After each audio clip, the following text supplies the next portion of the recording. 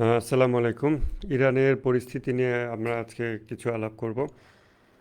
যেই সিচুয়েশনটা এখন অনেকে দেখছেন যে 48 ঘন্টা একটা আলটিমেটাম ট্রাম্প দিয়েছিল, তারপর সে 48 ঘন্টা আলটিমেটামও পার হয়ে গেছে, আর এখনও মানে পার হয়ে যাচ্ছে আর কি। আর ট্রাম্প কিছু কথা ফিরায় নিচ্ছে এবং মানুষ বিশ্বাস করছে না যে ট্রাম্প আবার অ্যাটাক দিতে পারে ইত্যাদি। তো আমরা এটার উপরে পুরো পরিস্থিতিতে একটু আলোচনা করি যে কী কী প্যারামিটার এখানে আছে। তো প্রথম জিনিস যে স্ট্রেট অফ হরমুজ, এই স্ট্রেট অফ হরমুজ বা হরমুজ প্রণালী, এই জিনিসটার নিরাপদ করতে চায় আমেরিকা। কেন এটা নিরাপদ করতে চায়, এখান থেকে আমরা পিছনে গিয়ে হেঁটে হেঁটে কতগুলো উত্তর নিয়ে আসি। এটা আমেরিকা এই কারণে নিরাপদ করতে চায় যে এখান থেকে সস্তায় তেল গ্যাস বিশ্বব্যাপী রপ্তানি হয়। আমেরিকা পৃথিবীর সবচেয়ে বেশি তেল প্রডিউস করে, মাটি থেকে উত্তোলন করে, কিন্তু তারাও আবার পৃথিবীর সবচেয়ে বেশি তেল কনজিউম করে। এবং পৃথিবীতে যত দেশে তেল যায়, গ্যাস যায়, যত কারখানায়, এই সমস্ত কারখানার তেল গ্যাস মানে দিয়ে যে যা কিছু তৈরি হয় তা কিন্তু আমেরিকায় যায়, প্রচুর জিনিস যায়। যেমন আপনি চিন্তা করেন, আমাদের যখন গার্মেন্টসগুলো চলে বাংলাদেশে, এইটা চালাতে আমাদের যে বিদ্যুৎ লাগে, তেল গ্যাস যা কিছু আমাদের লাগে, সেই জিনিসটার শেষ রেজাল্টটা হচ্ছে কিছু কাপড়, যে কাপড়গুলো আবার আমেরিকাতে যায়। তো তার মানে স্ট্রেট অফ হরমুজ দিয়ে যে তেল গ্যাস যাবে, দেখা যাচ্ছে এটা আমেরিকার কেন কনসার্ন, প্রথমে প্রশ্ন হতে পারে। এই কনসার্নটা এই জন্য যে আমেরিকা, যদিও মনে হবে যে এখানে তো তেল গ্যাস বাংলাদেশে যাচ্ছে, তো বাংলাদেশের কারখানা বন্ধ হলে আমেরিকার কি, কিন্তু বাংলাদেশের কারখানাই হলো আমেরিকার কারখানা, চায়নার কারখানাই হলো আমেরিকার কারখানা, ইন্ডিয়ার ইন্ডাস্ট্রি হচ্ছে আমেরিকার ইন্ডাস্ট্রি। যত ইকোনমিতে ইউএস ডলার ইনভলভড, সেগুলো ইন এসেন্স, ইন রিয়েলিটি, সেগুলো আমেরিকার ইন্ডাস্ট্রি, আমেরিকার ইকোনমি। এইভাবে আমেরিকার গ্লোবাল ইকোনমিক এম্পায়ার।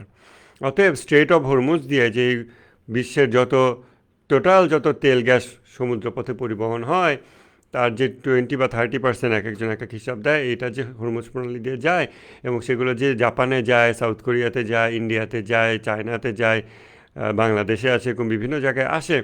এটাতে প্রথম দৃষ্টিতে মনে হতে পারে যে এটাতে আমেরিকার কী কনসার্ন। এটাতে আমেরিকার এই জায়গাতে কনসার্ন যে এই যতগুলো দেশের নাম বললাম, প্রতিটা দেশের ইন্ডাস্ট্রি, প্রতিটা দেশের ইকোনমি আমেরিকার ইকোনমি, প্রতিটা দেশের ইন্ডাস্ট্রি আমেরিকার ইন্ডাস্ট্রি। অতএব এই সমস্ত কারখানার চাকা ঘুরতে হবে, রানিং থাকতে হবে, এটা আমেরিকার ইকোনমিক কনসার্ন। আমেরিকার যে আমেরিকান যে লাইফস্টাইল, আমেরিকান ড্রিম, সেটার জন্য এটা জরুরি। এই কারণে আমেরিকা স্ট্রেট অফ হরমুজকে সিকিউর করতে চায়। ইরান বর্তমানে স্ট্রেট অফ হরমুজ দিয়ে আমেরিকার ইকোনমি তে যায় এমন তেল গ্যাস অফ করে রেখেছে। তারপর বিভিন্ন দেশ এখনও কিভাবে চলছে, তাদের কাছে যার যতটুকু রিজার্ভ আছে। তো দেখেন, এই রিজার্ভের ব্যাপারটা দেখেন। আইইএ, ইন্টারন্যাশনাল এনার্জি এজেন্সি, তারা 20 তারিখে, আজকে 23 তারিখ, তারা 20 তারিখে একটা মেসেজ জারি করেছে। সেটা হচ্ছে, ধীরে গাড়ি চালাও, এয়ার ট্রাভেল বন্ধ করো, গ্যাস কুকার ইউজ বন্ধ করো, ওয়ার্ক ফ্রম হোম করো। এই জিনিসটা যখন ইন্টারন্যাশনাল এনার্জি এজেন্সি বলছে, অ্যাট দ্য সেম টাইম মার্চের 20 তারিখ, আজকে 23 তারিখ, 20 তারিখে এটা এসেছে, সমস্ত মিডিয়াতে এটা নিউজ আপনারা পাবেন।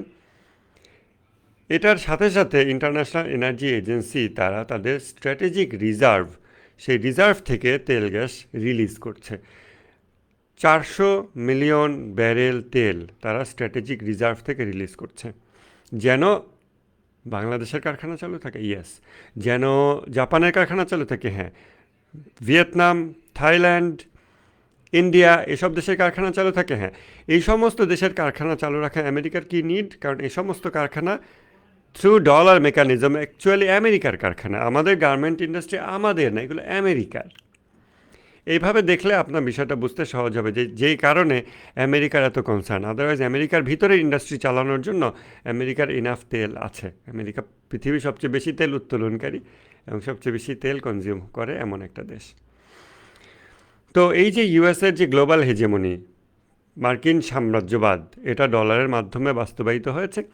এবং এই ডলার যে সমস্ত ইকোনমিতে এসেছে সেই সমস্ত ইকোনমির কারখানাগুলো রানিং থাকার মাধ্যমে সেটা আমেরিকার কারখানা, আমেরিকান ইকোনমি, আমেরিকান ইন্ডাস্ট্রি ইত্যাদি হয়েছে। এই জন্য তারা স্ট্রেট অফ হরমুজ দিয়ে আজকে 24 দিন তেল গ্যাস বের হচ্ছে না, এটাকে সামাল দেওয়ার জন্য তাদের যে স্ট্র্যাটেজিক রিজার্ভ, এটা কোনো একটা দেশের এক জায়গায় জমা করা না, বিভিন্ন দেশের বিভিন্ন ট্যাঙ্কের মধ্যে তারা তেল গ্যাস জমা রাখে এবং সেটা ওই দেশের সরকার বলে যে এটা আমি স্ট্র্যাটেজিক রিজার্ভে কন্ট্রিবিউট করলাম, এতখানি আমি অলওয়েজ রিজার্ভ রেখে দেবো, ন্যাচারাল ডিজাস্টার বা অন্যান্য রিজনে এই জিনিসটা তারা ব্যবহার করে।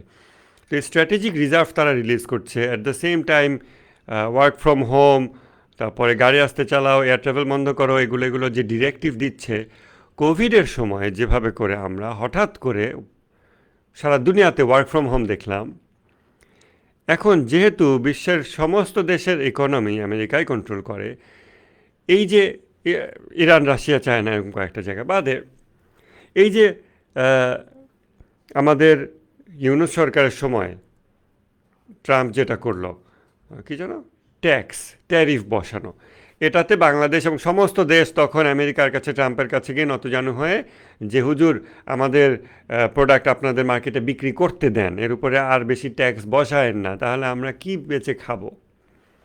তখন আমেরিকা বললো ওকে, তাহলে তোমাদের উপরে এই চাপায় দিলাম, এখন তোমরা আমাদের এখানে প্রোডাক্ট বেচতে পারবে। ওইটা দিয়ে ট্রাম্প যেভাবে প্রমাণ করলো যে সেই হলো সম্রাট, এই সাম্রাজ্যের সে হলো এম্পারর এবং বাকিগুলো হলো ছোট ছোট রাজ্য, সে হলো মূল সাম্রাজ্য। এটা সে প্রমাণ করলো ওই ট্যারিফের ওই খেলাটা দিয়ে।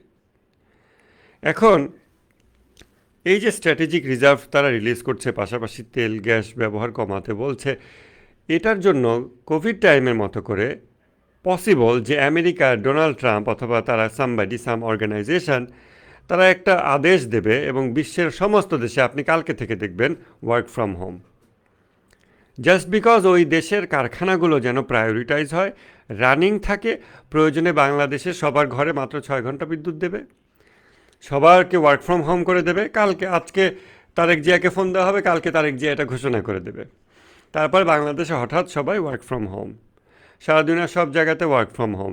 এইভাবে মূলত তারা যেটা করতেছে, they are trying to brace for impact, অর্থাৎ স্ট্রেট অফ হরমুজে যে পরিমাণ তেল গ্যাস যায়, এইটা যদি বন্ধ হয়ে যায় কারখানা তো অফ হয়ে যাবে, অফ হতে দেওয়া যাবে না, অন্যান্য জায়গায় খরচ কমাও, at the same time strategic reserve থেকে তেল রিলিজ করো, সেটাও তারা করছে। এইভাবে করে তারা সামাল দেওয়ার চেষ্টা করছে, এটুকু অন্তত বোঝার চেষ্টা করেন। প্রথম আজকে 24 দিন স্ট্রেট অফ হরমুজ দিয়ে তেল গ্যাস কিছু বেরোচ্ছে না, অতএব সবাই রিজার্ভ ভেঙে খাচ্ছে, কারখানা চালাচ্ছে। এরপর ইরানে নাকি হামলা করবে বিদ্যুৎ কেন্দ্রে। ইরানে তার একটা বিদ্যুৎ কেন্দ্র না, ইরানের ডিস্ট্রিবিউটেড গ্যাস এবং ইলেকট্রিসিটি সাপ্লাই, ইরানের ডিস্ট্রিবিউটেড গ্রিড, বিভিন্ন দেশের সাথে কানেক্টেড, নিজেদের মধ্যে রিডান্ডেন্সি আছে, ইন্টার কানেক্টেডনেস আছে, একটা জালের মতো। এমন না যে একটা বিদ্যুৎ উৎপাদন কেন্দ্র, সেটা ধ্বংস করে দিলে সব শেষ। তবে সাউথ পার্স যে গ্যাস ফিল্ড, এটা যদি ধ্বংস হয় তখন ইরান বিপদে পড়বে, কারণ এটা অনেক গ্যাস প্রডিউস করে, যদিও ব্যাকআপ অন্যান্য দেশ থেকে আনার সুযোগ ইরানের আছে। ইরানের বিভিন্ন দেশের সাথে এ ধরনের পাইপলাইন আছে, ইনক্লুডিং আজারবাইজান, আমার যদ্দূর মনে পড়ে। তো এখন স্ট্রেট অফ হরমুজকে তারা যে নিরাপদ করতে চায়, কালকে 48 ঘন্টা শেষ হবে। ট্রাম্প একটু আগে একটা টুইট করছে, ওটা বাদ দেন, ওটাতে আমরা পরে আসতেছি। কালকে 48 ঘন্টা শেষ হবে, 48 ঘন্টা শেষ হলেই ইরানের এনার্জি ইনফ্রাস্ট্রাকচার অ্যাটাক দিবে, ট্রাম্প বলছে। ইরান তখন আগে থেকে জানিয়ে দিল যে আমরা গালফের সমস্ত স্টেটে বিদ্যুৎ কেন্দ্রগুলোতে হামলা করব এবং সৌদির ইসরায়েলেরটা attack Dev.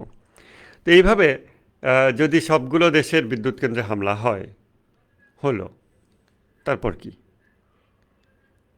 That is the question. যে এই জিনিসগুলো মিডিয়াতে অনেক হাইপ সৃষ্টি করে এবং ওই হাইপ এর উপরেই যেহেতু মার্কিন সাম্রাজ্য দাঁড়িয়ে আছে, মিডিয়া প্রপাগ্যান্ডা, এটার উপরেই যেহেতু মার্কিন সাম্রাজ্য দাঁড়িয়ে আছে, ওখানেই তাদের শক্তি।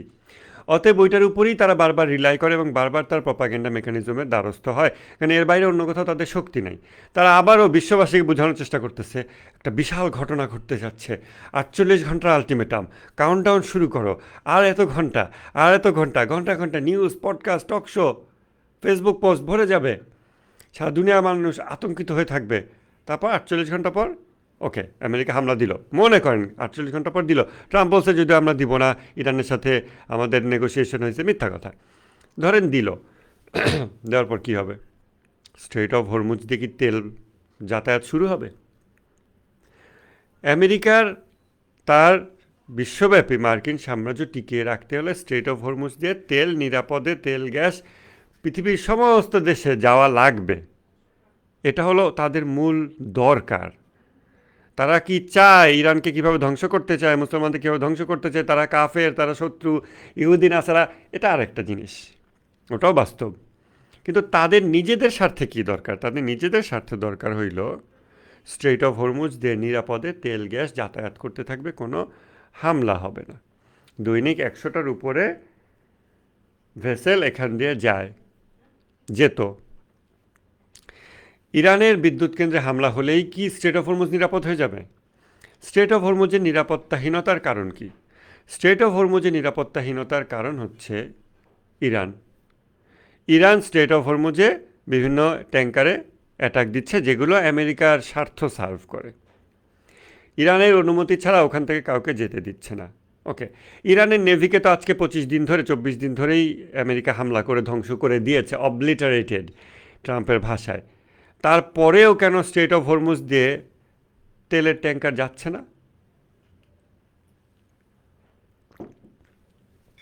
এর কারণ ওই জায়গায় এখনও নিরাপদ হয়নি। কিভাবে? ইরানে কি পরমাণু বোমা আছে? না। ইরান কি সেগুলোতে পরমাণু বোমা মারছে? না। ইরান কনভেনশনাল ওয়েপন ব্যবহার করে এই জায়গাতে অ্যাটাক দিচ্ছে। ড্রোন বোট, সুইসাইড যেটা কামিকাজি ড্রোন যেরকম আর কি, যেটা আকাশে ওড়ে, ওটা পানির মধ্যে সিমিলার আছে, একটা নৌকা দূর থেকে চালনা করে ওটাকে দিয়ে দেয়, ওটাকে ব্লাস্ট হয়ে যায়। তারপরে ইরান আবার মিসাইল মারতে পারে, এবং ইরানের মিসাইল সক্ষমতা শেষ হয়নি। এমতাবস্থায় স্ট্রেট অফ হরমুজ তো রিয়েলি নিরাপদ হয়নি। স্ট্রেট অফ হরমুজকে কীভাবে নিরাপদ করা যাবে? স্ট্রেট অফ হরমুজকে ট্রুলি নিরাপদ করতে হলে, আচ্ছা এবার আমরা পরমাণু বোমার অপশনে আসি। বিদ্যুৎ গ্রিডে হামলা করলো, ইরান বিদ্যুৎবিহীন হয়ে গেল, ইরান অন্যদের বিদ্যুৎ গ্রিডে হামলা করলো, তারা বিদ্যুৎবিহীন হয়ে গেল, তাতে তো স্ট্রেট অফ হরমুজ নিরাপদ হচ্ছে না। আচ্ছা, আরেকটা চিন্তা করি, তাহলে ইরানের বিদ্যুৎ কেন্দ্রে হামলার পর ইরানি জাতি বলল, আহারে বিদ্যুৎ ছাড়া আমরা কেমনে চলবো, আমাদের ফ্রিজে খাবার পচে যাচ্ছে, আমরা সারেন্ডার করলাম। এটা কি আপনাদের কাছে একটা বাস্তবসম্মত অপশন বলে মনে হয়? এটা কোনো বাস্তবসম্মত অপশন না। কেন? মেবি এটা হইতে পারত যদি রাহবার বেঁচে থাকতেন, যদি তারা রাহবারকে অ্যাটাক না দিত, যদি ইরানের এত মানুষকে তারা অ্যাসাসিনেট করেছে এটা না করতো, ইরানি জাতির একটা কমফোর্টেবল লাইফের মধ্যে হঠাৎ বিদ্যুৎ নেই 5 দিন, সরকারকে চাপ দিত। কিন্তু যখন তোমরা তাদের পরিবারের পিতাকে হত্যা করেছ, এখন তারা বলছে যে গাজার মানুষজন তো খাবার পানি বিদ্যুৎ ছাড়াই থাকছে, আমরাও থাকবো। কারবালা ইমাম হোসেন পানি ছাড়া থাকছে, খাবার ছাড়া থাকছে, আমরাও থাকবো।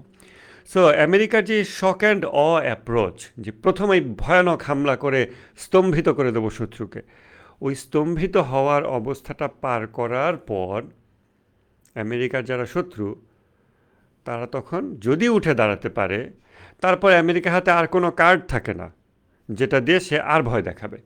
কারণ তোমরা রাহবারকেই মেরে ফেলছো, এরপরে কি আলী লারিজানিকে মেরে ফেলা ইরানি জাতি হতাশ হয়ে যাবে? না। তোমরা তা যদি কালকে মাসুদ পেজেশিয়ানকে মেরে ফেলে, তখন কি ইরানি জাতি ভয় পাবে? না। কেন? কারণ তোমরা রাহবারকে মেরে ফেলছো।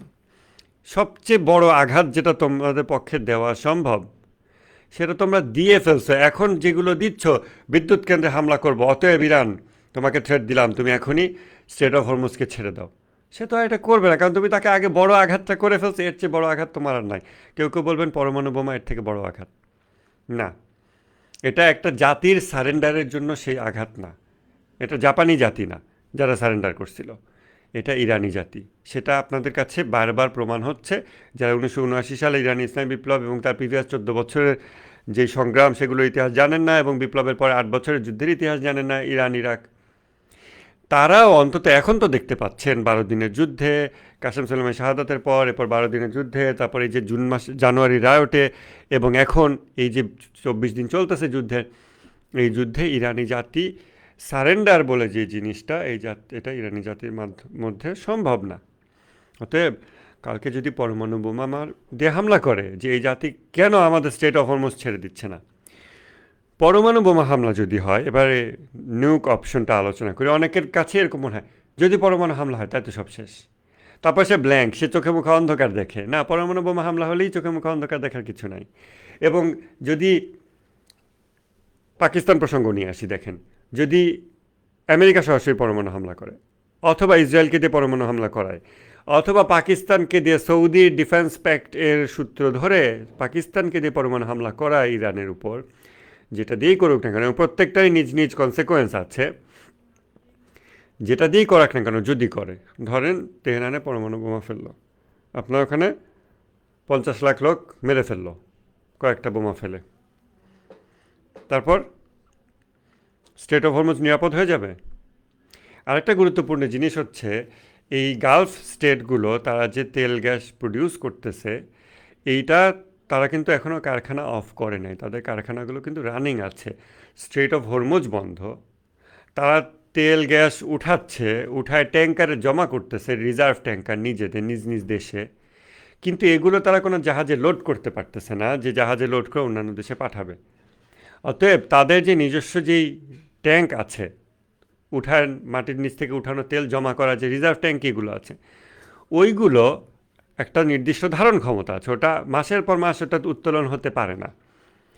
এটার আমি যে এস্টিমেটটা পেয়েছিলাম যুদ্ধের শুরুর দিকে, যে 25 দিনের একটা রিজার্ভ আছে। কালকে এই 25 দিন কমপ্লিট হবে। ট্রাম্পের আলটিমেটামের সাথে সামহাও এটা কোইনসাইড করছে, আমি জানি না সেই আলটিমেটাম গালফ স্টেটগুলো ওই সিচুয়েশান, গালফ স্টেটটা আমেরিকার অঙ্গরাজ্য, তো আমেরিকা তার এই তেলকূপ গ্যাসকূপগুলোর এই টেকনিক্যাল ব্যাপারটা জেনেই এই আলটিমেটাম দিয়েছে কিনা আমি জানি না, হইতেও পারে। এইটা যখন এই রিজার্ভ ট্যাঙ্কিগুলো ফিল আপ হয়ে যাবে, সৌদি আরব, কাতার, কুয়েত, বাহরাইন, আরব আমিরাত যা যা আছে, তাদের সবাইকে তেল গ্যাস উত্তোলন বন্ধ করতে হবে। এই জিনিস বন্ধ করলে এটা একটা লাইট ইলেকট্রিক সুইচ না, যে বন্ধ করলাম পরদিন আবার চাপ দিলাম অন হয়ে গেল। এগুলো বন্ধ করতেও যেমন সময় লাগে, পুনরায় চালু করতেও 7 থেকে 14 দিন সময় লাগে। অতএব এগুলো বন্ধ করা আরেকটা স্থায়ী পরাজয়, অ্যাটলিস্ট 7 থেকে 14 দিনের পরাজয়, এরকম একটা ব্যাপার, এটা তারা করবে না।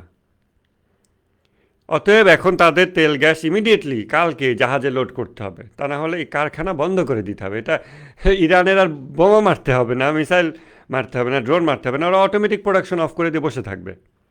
তেল উত্তোলন করছো, নিজ দেশে ট্যাঙ্কগুলো, রিজার্ভ ট্যাঙ্কিগুলো ভরে রাখছো, এখন তোমার কারখানা অফ করে দিছো, কারণ তোমার নিজের দেশে নিড তো আর এত না, তোমার এটা তো কারখানায় যায়, এবং কারখানা তো সব অফশোর, ওদের নিজ দেশের কয়টা কারখানা আছে। এইটা একটা বড় ধরনের স্থায়ী ডিজাস্টার হবে। এই জন্য স্ট্রেট অফ হরমুজ ওপেন করার জন্য সে চেষ্টা করছে। ট্রাম্প এর মধ্যে আমেরিকা যেটা করেছে, জাপান, সাউথ কোরিয়া এবং আরও বেশ কিছু দেশকে এইটা বলেছে যে দেখো, স্ট্রেট অফ হরমুজ দিয়ে তেল গ্যাস ফ্লো না হলে তোমাদের কারখানা শাটডাউন হয়ে যাবে। তোমাদের কারখানা শাটডাউন হওয়া তোমাদের ইকোনমির জন্য খুবই খারাপ একটা ব্যাপার। সো তোমাদেরই স্বার্থ হচ্ছে তোমরা যুদ্ধ জাহাজ নিয়ে আসো, ইউরোপকেও এটা সবাইকে এটা বোঝানোর চেষ্টা করছে, তোমরা নিজ স্বার্থে যুদ্ধ জাহাজ নিয়ে আসো এবং স্ট্রেট অফ হরমুজ ওপেন করো। The thing is, straight of Hormuz open করা, এই কথাগুলো মিডিয়াতে যেভাবে বলে, ট্রাম্প বলে বা অন্যরা বলে, এটা বাস্তবতাটা সেটা না। এখান থেকে প্রতিদিন 100টা জাহাজ এখান থেকে যাতায়াত করে। এখানে যদি আমেরিকার সমস্ত গোটা নৌবাহিনী নিয়ে আসে, জাপান আনে, গোটা ইউরোপ সবাই যদি তাদের নৌবাহিনীগুলো নিয়ে আসে, তারপর কি ইরান মিসাইল ফেলতে পারবে না? একটা তেলের ট্যাঙ্কার যাচ্ছে, ইরান মিসাইল ফেলতে পারবে না? ড্রোন পাঠাতে পারবে না? 200 ড্রোন পাঠায় ওদের এয়ার ডিফেন্সকে ওভারওয়েলম করে দিতে পারবে না? পসিবল। মাইন, পানির মধ্যে যে মাইন, ওগুলো দিতে পারবে না? পসিবল। সুইসাইডাল ড্রোন বোট যেগুলো, সেগুলো ইরান দিয়ে অ্যাটাক দিতে পারবে না, পসিবল। এইরকম নানান আনসার্টেনটি আছে। সো ট্রুলি স্ট্রেট অফ হরমুজকে নিরাপদ তখনই করা যাবে যখন ইরানের কনভেনশনাল মিলিটারি ক্যাপাবিলিটিকে টোটালি ডিগ্রেড করা যাবে। ইরানের কনভেনশনাল মিলিটারি ক্যাপাবিলিটি সম্পূর্ণ ধ্বংস হওয়ার আগ পর্যন্ত স্ট্রেট অফ হরমুজ নিরাপদ হবে না। This is not a question of opening straight of Hormuz, এটাকে পার্মানেন্টলি সিকিউর রাখা, দ্যাট ইজ দ্য কোয়েশ্চেন। পরমাণু বোমা যদি মাটির উপরেও মারে, ইরানের সামরিক সক্ষমতা সব কিছু যে মাটির নিচে, এটা তো এতদিনে কেউ যদি আগে বিশ্বাস নাও করে থাকে, এখন তো বিশ্বাস করতে পারছে যে 7,000-এর বেশি এয়ার স্ট্রাইক বমিং এইগুলো এই 25 দিনে ইরানের উপর করা হয়েছে, আমেরিকা এবং ইসরায়েল মিলে 7,000-এর উপরে এয়ার স্ট্রাইক। তারপরেও ইরান এর অফেন্সিভ ক্যাপাবিলিটি এখনও অক্ষত আছে। ইরান প্রতিদিন 100-র মতো ড্রোন এবং 20 থেকে 30টা মিসাইল লঞ্চ করছে এখনও, সাস্টেইনড। অতএব ইরানের মাটির নিচে আরেকটা ইরান আছে। ইরানের মিসাইল সিটি সম্পর্কে এখন আপনারা জানেন। এই মিসাইল সিটি আজকে নতুন তৈরি করেনি, এটা ইরানের ইসলামী বিপ্লবের পর থেকেই এই কাজ শুরু হয়েছিল। এই জন্য বলা হয় যে মাটির নিচে গোটা একটা ইরান আছে। অতএব যত জায়গায় ইরানের মিসাইল ক্যাপাবিলিটি আছে, এই সমস্ত মিসাইল ক্যাপাবিলিটিকে পরিপূর্ণভাবে শেষ করার আগ পর্যন্ত স্ট্রেট অফ হরমুজ সিকিউর হবে না, নিরাপদ হবে না। স্ট্রেট অফ হরমুজকে এটা একটা দরজা না যে আমেরিকা অনেক দেশের যুদ্ধজাহাজ নিয়ে গিয়ে একটা দরজা ওপেন করে দিল যে আমি স্ট্রেট অফ হরমুজ ওপেন করে দিলাম। এটা পসিবল না। আমেরিকার সামরিক সক্ষমতার সাথে কারো তুলনা নাই বস্তুগত হিসাবে, ওকে। আমেরিকার ওইখানে ক্ষমতা, ইরানের ক্ষমতা ইকোনমিতে। ইরান নিজে তার ইকোনমিতে না খেয়ে মরতে পারে, কিন্তু গ্লোবাল ইকোনমিকে না খাওয়ায় মারার একটা অস্ত্র ইরানের হাতে আছে। এটা আজকে নতুন না। স্ট্রেট অফ হরমুজের কথা আমরা জানি, সবাই জানে, হয়তো আপনারাও জানেন, যুগ যুগ ধরে। কিন্তু এই জায়গাটা ইরান এতদিন গলায় চাপ দিয়ে ধরে নাই। ইরান এখন এমন একটা জায়গায় চাপ দিয়ে ধরছে যেটাতে গ্লোবাল ইকোনমি কোলাপস করবে। আমাদের টেবিলে খাবার আসবে না, বাজারে শস্য হবে না, আসবে না। কেননা আমাদের বাজারে যা কিছু শস্য আমরা খাদ্যদ্রব্য পাই, এগুলোর পিছনে ফার্টিলাইজার আছে, যে ফার্টিলাইজার প্রডিউস করার জন্য গ্যাস লাগে, এবং সেই গ্যাস ওই স্ট্রেট অফ হরমুজ দিয়ে আসে। এই সমস্ত বিষয় বিবেচনায় স্ট্রেট অফ হরমুজ কোনো ওপেন করার জিনিস না, এটাকে পার্মানেন্টলি সিকিউর রাখার একটা জিনিস। এবং পার্মানেন্টলি সিকিউর রাখতে হলে ইরানের কনভেনশনাল মিলিটারি ক্যাপাবিলিটিকে সম্পূর্ণ ধ্বংস করতে হবে। সেইটা সম্পূর্ণ ধ্বংস করতে হলে শুধুমাত্র এয়ার স্ট্রাইক কাজ করবে না। গাজার কথা চিন্তা করেন, গাজায় এত টানেল হামাসের, এই টানেল টেকনোলজি হামাসকে কে দিয়েছে? ইরান, কাসেম সোলেমানি। কাসেম সোলেমানি বলছেন মাটির নিচে তোমাদের সব কিছু করতে হবে, তোমাদের মাটির নিচের মানুষ হইতে হবে। তারপরে হামাস এটা শিখেছে। এই জিনিস ইরানের আছে একেবারে বিপ্লবের পর থেকেই। এবং সেটা টানেল না, সেটা এক একটা সিটি, সেখানে এভরিথিং আছে। তার শুধু অল্প কিছু ভিডিওই বাইরে আসে। আবার আপনার মনে করেন এটা কেন প্রকাশ করলো, এটাতে আমেরিকা জেনে যাবে? না, আমেরিকা এটাতে লোকেশন জেনে যায় না, এটা সাইকোলজিক্যাল ওয়ারফেয়ার অংশ হিসেবে দেওয়া হয়। এনিওয়েজ, তো কনভেনশনাল মিলিটারি ক্যাপাবিলিটি ইরানে, এটাকে ডিগ্রেড করতে হলে গ্রাউন্ড ট্রুপস আনতেই হবে।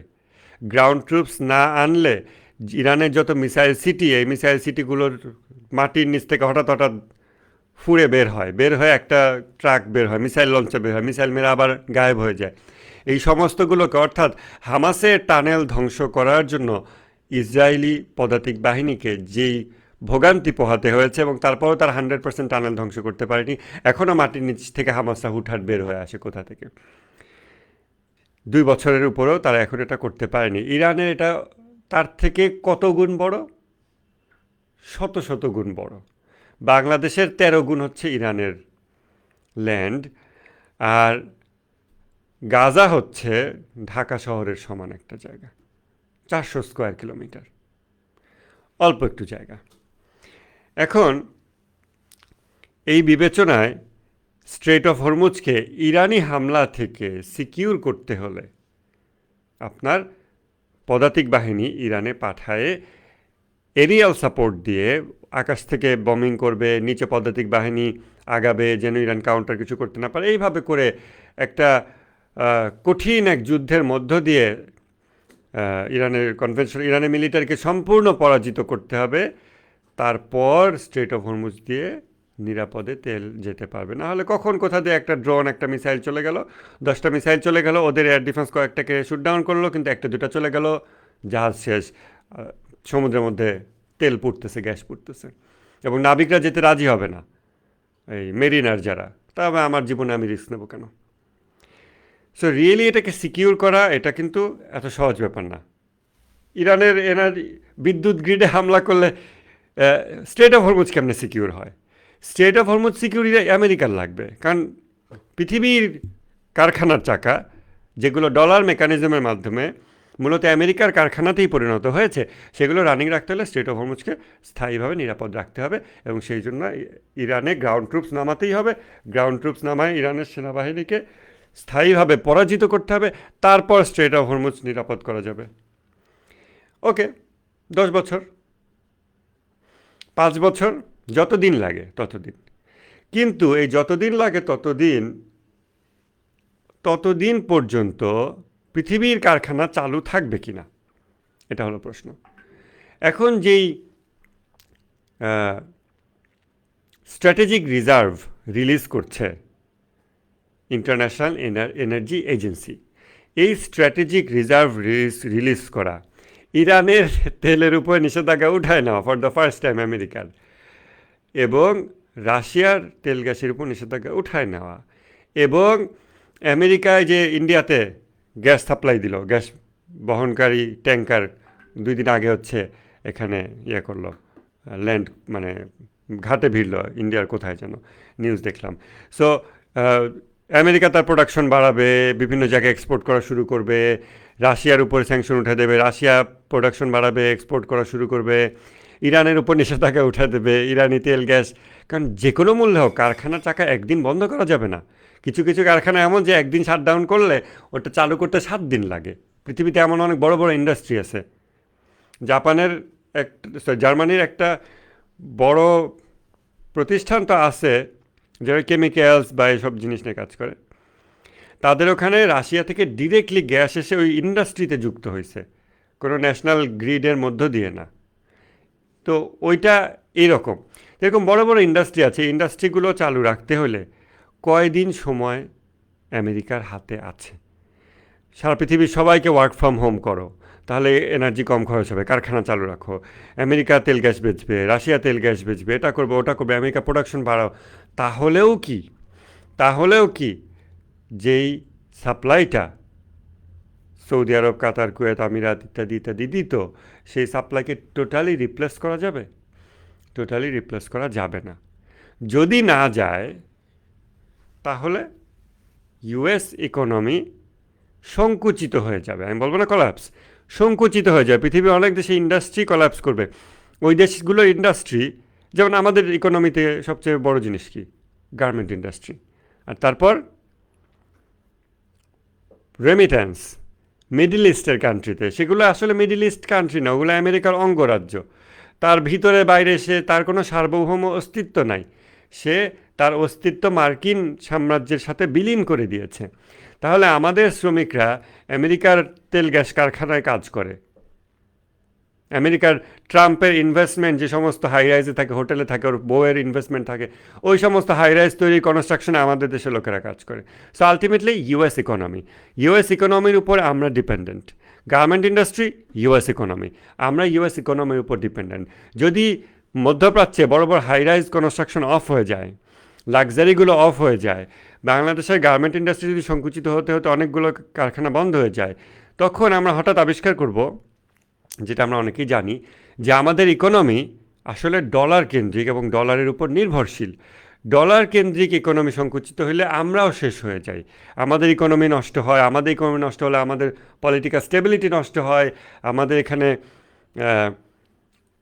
গণ অসন্তোষ সৃষ্টি হয়, অস্থিতিশীলতা সৃষ্টি হয়, বিক্ষোভ, সরকার পতনে আন্দোলন, নানান কিছু এই স্ট্রেট অফ হরমুজের এই গলাটা চাপ দিয়ে দেওয়ার রেজাল্ট হিসেবে ইমিডিয়েটলি আমরা দেখতে চাচ্ছি, ভেরি সুন, ভেরি সুন। এরপর এই জিনিসটা ইরান চালু রাখবে কিনা, ইরান বলবে কিনা যে ঠিক আছে কিছু তেল গ্যাস দিলাম, তোমাদের কারখানা একটু চালাও, একটু অফ রাখো, গলায় চাপ দিলাম, আবার একটু দম নিতে দিলাম, আবার চাপ দিলাম, একটু দম নিতে দিলাম, এটা ইরানকে করতে দিবে কিনা। এখন ইরান এই জিনিসটা করবেই। আপনার কি মনে হয় ইরানকে কোনো ধরনের ভয়ভীতি দেখায় পরমাণু বোমা ফেললে ওদের রাহবার ক্ষমা চাইবে এসে, নতুন রাহবার যার বাবাকে কিছুদিন আগে আমেরিকা হত্যা করেছে? না। ইরানি জাতি ক্ষমা চাইবে না। অতএব যতদিন এই 9 কোটি ইরানি জাতি আছে এবং তাদের মাটির নিচে আরেকটা ইরান আছে এবং সেখানে তাদের মিলিটারি আছে এবং তাদের কনভেনশনাল মিলিটারি ক্যাপাবিলিটি আছে, ততদিন স্ট্রেট অফ হরমুজ তথাকথিত নিরাপদ হবে না। হবে ইরানের কথা মতো, ইরানকে বস মানলে, ইরানের কথা মেনে চললে, তাহলে স্ট্রেট অফ হরমুজ নিরাপদ হবে। বাংলাদেশ একটা গরিব রাষ্ট্র, বাংলাদেশ সরকার ইরানের কাছে বলেছে আমাদের তেলবাহী জাহাজগুলোকে আসতে দাও তেল গ্যাসে। ওকে, একটা মেসেজ আসছে। ওকে, এইমাত্র যে Iranian Foreign Ministry, we deny what US President Donald Trump said regarding negotiations taking place between the United States of America and the Islamic Republic of Iran. The Islamic Republic of Iran adheres to its position, rejecting any type of negotiations before achieving Iran's goals from the war and something like that. তো এই যে এই জিনিসটা দেখেন, Trump এই মিথ্যা কথাটা কেন বলল? কয়েক ঘন্টা আগে টুইট করেছে ইরানের সাথে নেগোসিয়েশন চলছে, আমি ইরানের এনার্জি গ্রিডে 5 দিন হামলা করা বন্ধ রাখতে সম্মত হয়েছি। সে মূলত 5 দিনের জন্য গ্লোবাল মার্কেটকে স্টেবিলাইজ করতে চাচ্ছে। কেন? কারণ কালকে যদি হামলা নাও দিত, কাল পরশু থেকেই দেখতেন মধ্যপ্রাচ্যের আরব এই গালফ স্টেটগুলোর তেল গ্যাস কারখানাগুলো অফ করে দিতে বাধ্য হচ্ছে। এগুলো অফ করে দিলে একদিনে আবার চালু করা যায় না। তাদের রিজার্ভ ট্যাঙ্কি থেকে তারা পরশুদিন আবার জাহাজে লোড করবে, ওই ট্যাঙ্কিতে যদি ইরান হামলা দেয়, খুবই সহজ ড্রোন হামলা দেওয়া, তখন ট্যাঙ্কি তো জ্বলে যাবে, তখন কি করবে? এই সমস্ত নিরাপত্তাহীনতার কারণে এবং স্ট্র্যাটেজিক রিজার্ভ থেকে দিয়েও চালানো যাচ্ছে না। আইএ বলতেছে কোভিডের মতো সিচুয়েশন করো, বিশ্বব্যাপী ওয়ার্ক ফ্রম হোম করো, এই করো সেই করো। এই সমস্ত কিছুর কারণে ব্যবসায়ীরা ভয় পাচ্ছে, বিশ্বের বড় বড় ব্যবসায়ীরা, কোনো দেশের না, কেননা ব্যবসায়ীরা ট্রুলি বর্ডারলেস, যার কারণে ইউএস ইকোনমি প্রচণ্ড চাপের মধ্যে আছে। এই ধরনের যখন ট্রাম্প একটা কথা বলে এই হয়ে যাচ্ছে, ঠিক হয়ে যাচ্ছে, সব হয়ে যাচ্ছে, তখন ব্যবসায়ীরা আবার একটু কনফিডেন্স পায়। সো তখন দেখা যায় স্টক মার্কেট একটু রাইজ করে। কিন্তু এটা একটা ফেক একটা মিথ্যা কথা। এই যে ইরান যখন যেমন সাথে সাথে এটা ডিনাই করে দিল, এটা ডিনাই না করলেও পারতো। ইরান ডিনাই করার মাধ্যমে ইউএস ইকোনমিতে ওদের স্টক একটু আগেই ইমপ্রুভ হচ্ছিল। ইরানের এই নিউজটার পর ইরান ফরেন মিনিস্ট্রি যখন এখন এইমাত্র বলেছে, সাথে সাথে দেখবেন ইউএস স্টক মার্কেট আবার নামতে শুরু করবে।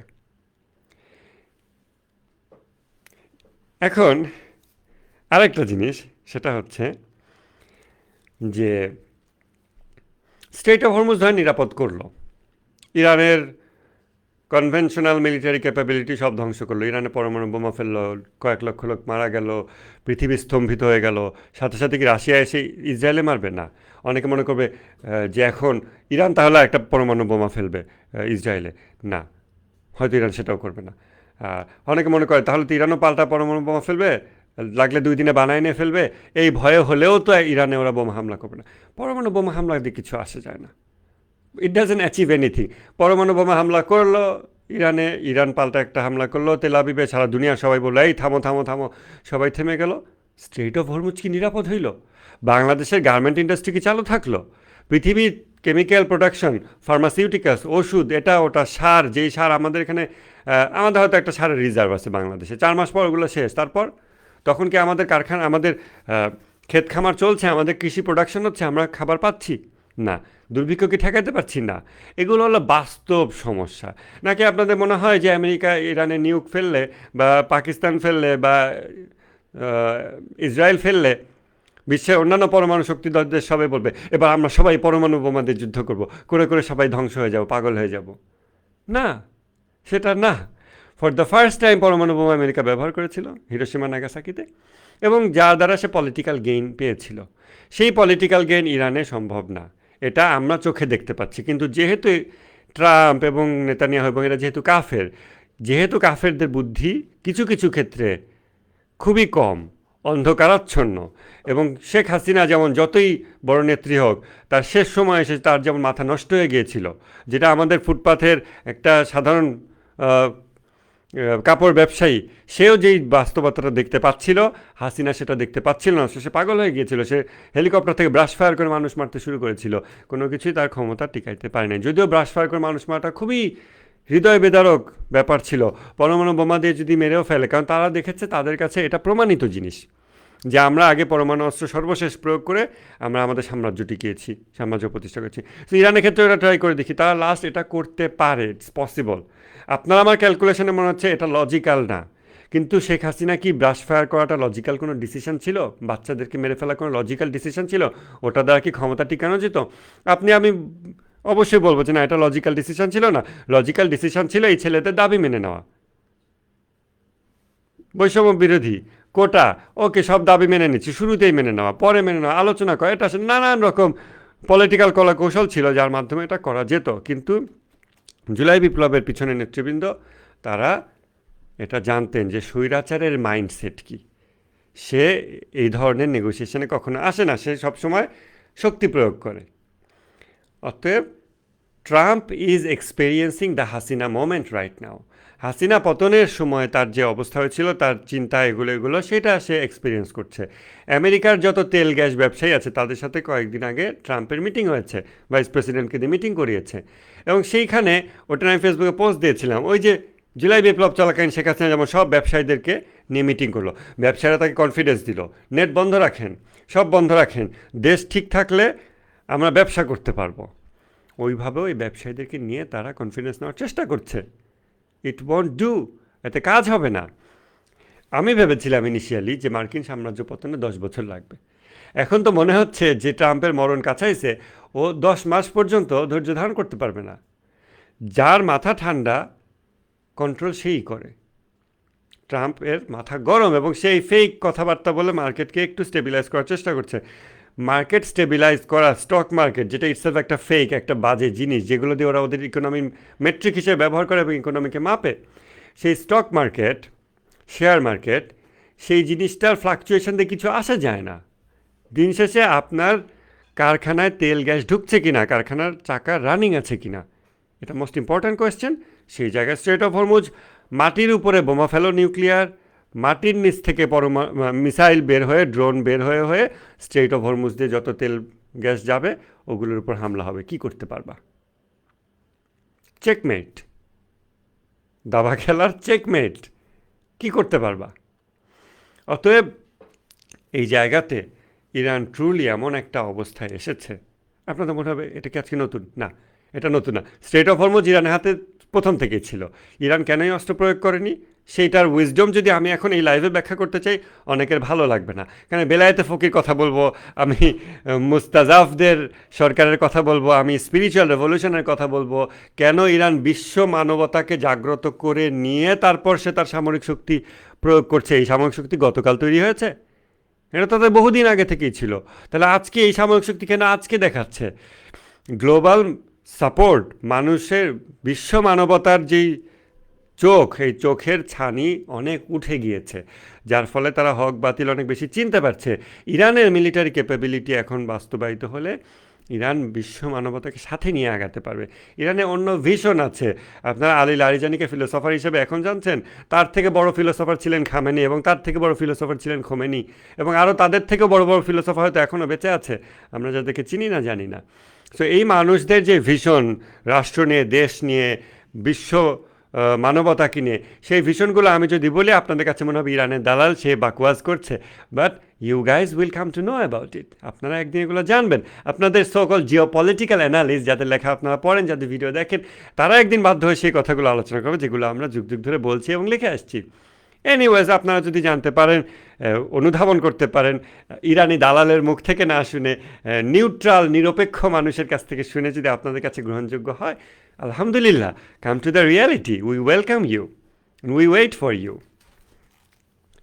তো স্ট্রেট অফ হরমুজ সিকিউর করা, এটা হলো বিষয়। কনভেনশনাল মিলিটারি ক্যাপাবিলিটি ধ্বংস না করলে স্ট্রেট অফ হরমুজ সিকিউর হবে না। পরমাণু বোমা, ইট ডাজেন্ট ডু এনিথিং। ইরানে পরমাণু বোমা মারলো, ইরান পাল্টা পরমাণু বোমা মারলো না। ইরান স্ট্রেট অফ হরমুজকে চাপ দিয়েই ধরে রাখলো। সারা দুনিয়ার ইকোনমি কলাপস, খাদ্যশস্য এটা ওটা কয়দিন চলবে? 9 কোটি মানুষকে মেরে ফেলবে, আলহামদুলিল্লাহ। ইমাম খোমেনি বলছেন তারা যদি এই মোল্লাদেরকে এবং এই জনগণকে মেরে ফেলতে চায়, আলহামদুলিল্লাহ, আমরা আরও ভালো জায়গায় বসবাস করবো, আমরা জান্নাতে চলে যাব। আর যদি তারা আমাদেরকে ধ্বংস না করে, আমরা তাদেরকে ধ্বংস করব এবং আমরা বিজয়ী হব, আলহামদুলিল্লাহ।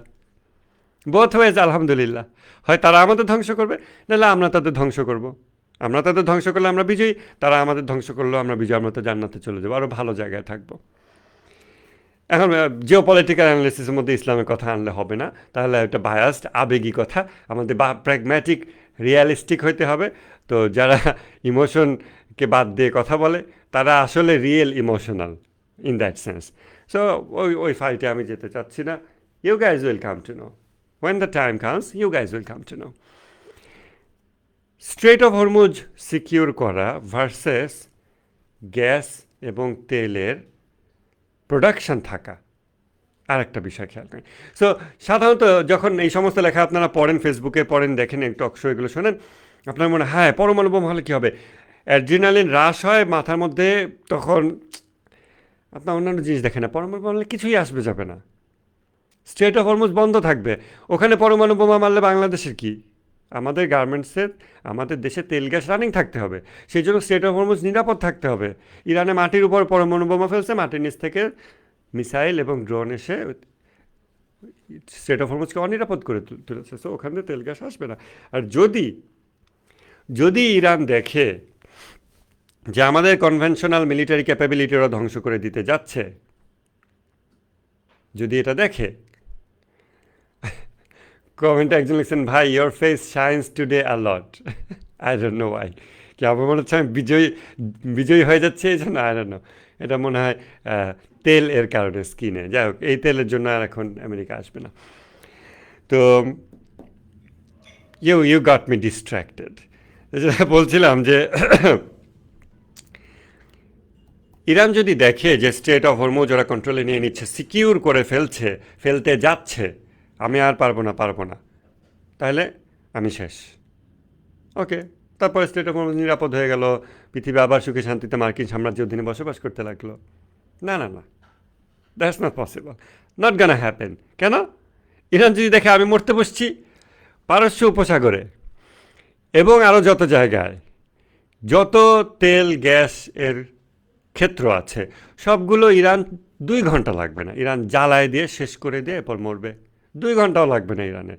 খালি দিমোনাতে আর আরাদ সিটিতে, ইসরায়েলে ইরান যে মিসাইলটা মারছে, খোরমশাহর 4 সম্ভবত, এটা এতদিন মারে নেই। 12 দিনের যুদ্ধে এটা ডেইলি মারছিল, এবার এতদিন এটা মারে না কেন? ইরান ঠান্ডা মাথার লোক, সে কন্ট্রোলড এসকেলেশনে বিশ্বাসী। আর আপনারা বলেন কেন ওদের এতকে মেরে ফেলছে না, কেন এটা শেষ করে দিচ্ছে না?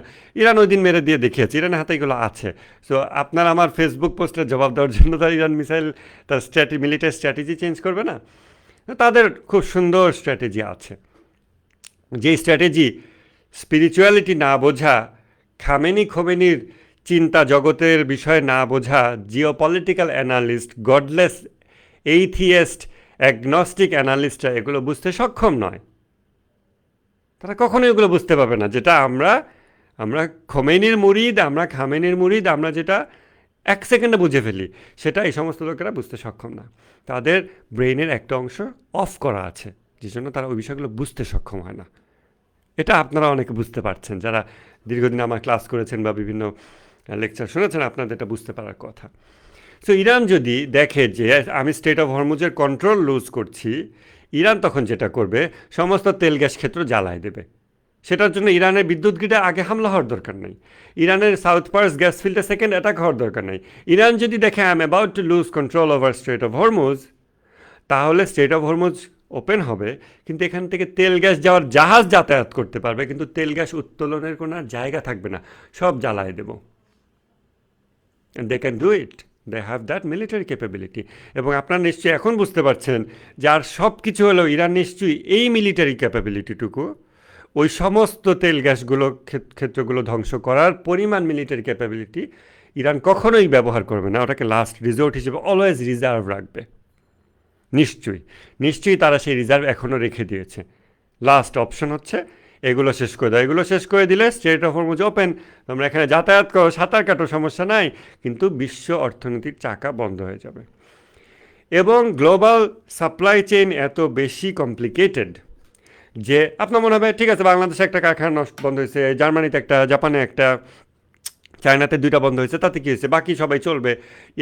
30% তেল গ্যাস যায় স্ট্রেট অফ হরমুজে, ওয়ার্ল্ড ইকোনমি 30% সংকুচিত হবে, ওকে ওকে, বাকিটুকু চলবে না। আমরা সার আনতে পারতেছি না, আমাদের শস্য উৎপাদন কমে গেছে, আমরা খেতে পারছি না, আমাদের এখানে কেওস, মারামারি, একে অপরকে মারছে, আওয়ামী লীগের উত্থান, ইন্ডিয়া ঢুকে পড়তেছে। We can't imagine, we won't have any control over the situation. So shock and আমি কয়েকটা পয়েন্ট আমি একটু চেক করি এগুলো আমি আলাপ করেছি কিনা। শক অ্যান্ড খামেনির হত্যার পর আর কোনো থ্রেট কাজ করবে না, তারা আগেই ট্রাম্প কার্ড খেলে দিছে, তাস খেলায় যেই এইস থাকে ওটা আগেই খেলে দিছে। এখন তোমার হাতে বাকি যে কার্ডগুলো আছে এগুলো দুর্বল কার্ড, এগুলো এখন আর থ্রেটের ল্যাঙ্গুয়েজ এখন আর কাজ করবে না। সো ট্রাম্প এই যা কিছু বলে এগুলো নিয়ে আবার জিও পলিটিক্যাল অ্যানালিস্টরা 48 ঘন্টা ultimatum, damn with your 48 hours of ultimatum, কিছুই এসে যায় না। গালফ স্টেটগুলো তেল গ্যাস প্রোডাকশন ইমিডিয়েটলি শাটডাউন হয়ে যাবে, আনলেস ইরানের কাছে হাত পাও ধরে ক্ষমাচ্ছে ওরা ওদের রিজার্ভ ট্যাঙ্কি একটু খালি করে, না হলে ওদের প্রোডাকশন অফ করে দিতে হবে, রিফাইনিং অফ করে দিতে হবে। আইইএ ইন্টারন্যাশনাল এনার্জি এজেন্সি তারা they are bracing for impact, globally work from home জারি করতে পারে, এয়ার ট্রাভেল শাটডাউন করা ইত্যাদি ইত্যাদি করে খরচ কমানোর জন্য কারখানা অ্যাটলিস্ট চালু রাখে, এইটুকুর তারা চেষ্টা করতে পারে, করতেছে, যেটা আপনারা বাংলাদেশেও এই সংক্রান্ত ডিরেক্টিভ হয়তো ইমিডিয়েটলি দেখতে পাবেন। এই সো ওটা দিয়েও তারা কয়দিন চালায় রাখতে পারবে এটা একটা হিসাব আছে। যেমন আরব দেশগুলো ওদের রিজার্ভ ট্যাঙ্কি 25 দিন পর্যন্ত রিজার্ভ ধরতে পারে, এর বেশি না। সেরকম এই যে রাশিয়ার থেকে তেল গ্যাস বিক্রি হবে, ইরানি তেল গ্যাস বিক্রি হবে, যদি হয় আমেরিকারটা হবে, এভাবে করেও সামাল দিয়েও কত দূর পারবে এটার একটা এক্স্যাক্ট ম্যাথমেটিক্যাল ক্যালকুলেশন আছে। আপনি বললেই আপনার তেল গ্যাসের প্রোডাকশন 100 গুণ বাড়ায় দেওয়া যায় না, এগুলো যন্ত্রের লিমিটেশনস আছে। আরও নতুন ও যে আমরা নিউজ দেখি না অমুক গ্যাস ক্ষেত্রে উৎপাদন ক্ষমতা বৃদ্ধি পেয়েছে, এটা একদিনে বৃদ্ধি পায় না, অনেক সময় লাগে, বছর লাগে নতুন যন্ত্রপাতি এটা করতে, নিরাপত্তা সিচুয়েশন অ্যাসেস করে, না হলে ব্লাস্ট হয়ে যায়, মানুষ মরে যায়, অনেক কিছু হয়। সো এগুলো 2 দিনে প্রোডাকশন হুট করে বাড়ানো যায় না, যতটুকু বাড়ানো সম্ভব, যতটুকু স্ট্র্যাটেজিক রিজার্ভ রিলিজ করা সম্ভব, যতটুকু গ্লোবালি এনার্জি কনজাম্পশন কমানো সম্ভব, সব কিছু করে তারা সামাল দেওয়ার চেষ্টা করছে যেন পৃথিবীর কারখানার চাকা ঘোরে। পৃথিবীর কারখানাগুলো ইউএস ডলারের সাথে কানেক্টেড, পৃথিবীর কারখানাগুলো আমেরিকার কারখানা, পৃথিবীর কারখানার চাকা চালু থাকলে আমেরিকার ইকোনমি রানিং থাকে, মার্কিন সাম্রাজ্য টিকে থাকে। Securing Strait of Hormuz versus having the actual gas and oil to export. Straight of Hormuz secure করলেন, ইরান আপনার তেল গ্যাস ক্ষেত্রগুলো সব ধ্বংস করে জ্বালায় দিল। আর যদি চান ওইগুলো থাকবে তাহলে স্ট্রেট অফ হরমুজ সিকিউর না করে আলোচনা টেবিলে আসেন, ইরান যা বলে সেই কথা শোনেন। This is checkmate. তারপর ইউএসডি ভার্সাস ইউয়ান, আচ্ছা নিউক ভার্সাস কনভেনশনাল, এই বিষয়টা আমি আলোচনা করেছি। গ্রাউন্ড ট্রুপস আনলে কী হবে, let's see, let's wait for it. ইরানের পররাষ্ট্রমন্ত্রী বলেছে we are waiting for them, আসুক না, কিন্তু ততদিনে তো আমেরিকা হাতে সময় 20 দিন, ধরেন 20 দিন, ধরেন globally work from home declare করে, তারপরে এয়ার ট্রাভেল কমায় দিয়ে, বাসা বাড়িতে গ্যাসের চুলায় রান্না বন্ধ করে, বাসা বাড়িতে বিদ্যুৎ সাপ্লাই দিনে 6 ঘন্টা হবে ইত্যাদি করে, তারপর রাশিয়ার তেল গ্যাস, আমেরিকার তেল গ্যাস দিয়ে তারা কতদিন পর্যন্ত কারখানাগুলো চালু রাখতে পারবে, এক একটা দেশের নিজস্ব রিজার্ভ আছে, ধরেন 20 দিন। ইরান জাস্ট আর 20টা দিন স্ট্রেট অফ হরমুজকে আটকায় রাখুক, আমরা শেষ, আমরা না খেয়ে মরবো, আমাদের বাসায় বিদ্যুৎ থাকবে না, আমাদের চলে যেতে হবে গ্রামে, আমাদের কিছু শাকসবজির ব্যবস্থা করতে হবে। Already I am thinking about it, যে কোথায় গিয়ে কিছু শাক পাতা খেয়ে হলেও বেঁচে থাকা যায়, হইতে পারে। এবং আমরা যদি এখন প্রিপেয়ার না হই তখন কিন্তু প্রচণ্ড হুড়োহুড়ি পড়বে।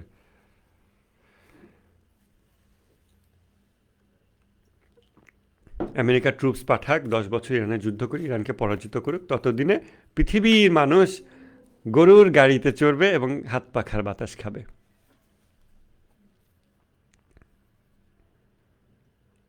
এবং আমাদের শরীর যেই মেডিসিনে অভ্যস্ত, ওগুলোও নাই, মানুষ মরতে থাকবে, হসপিটাল।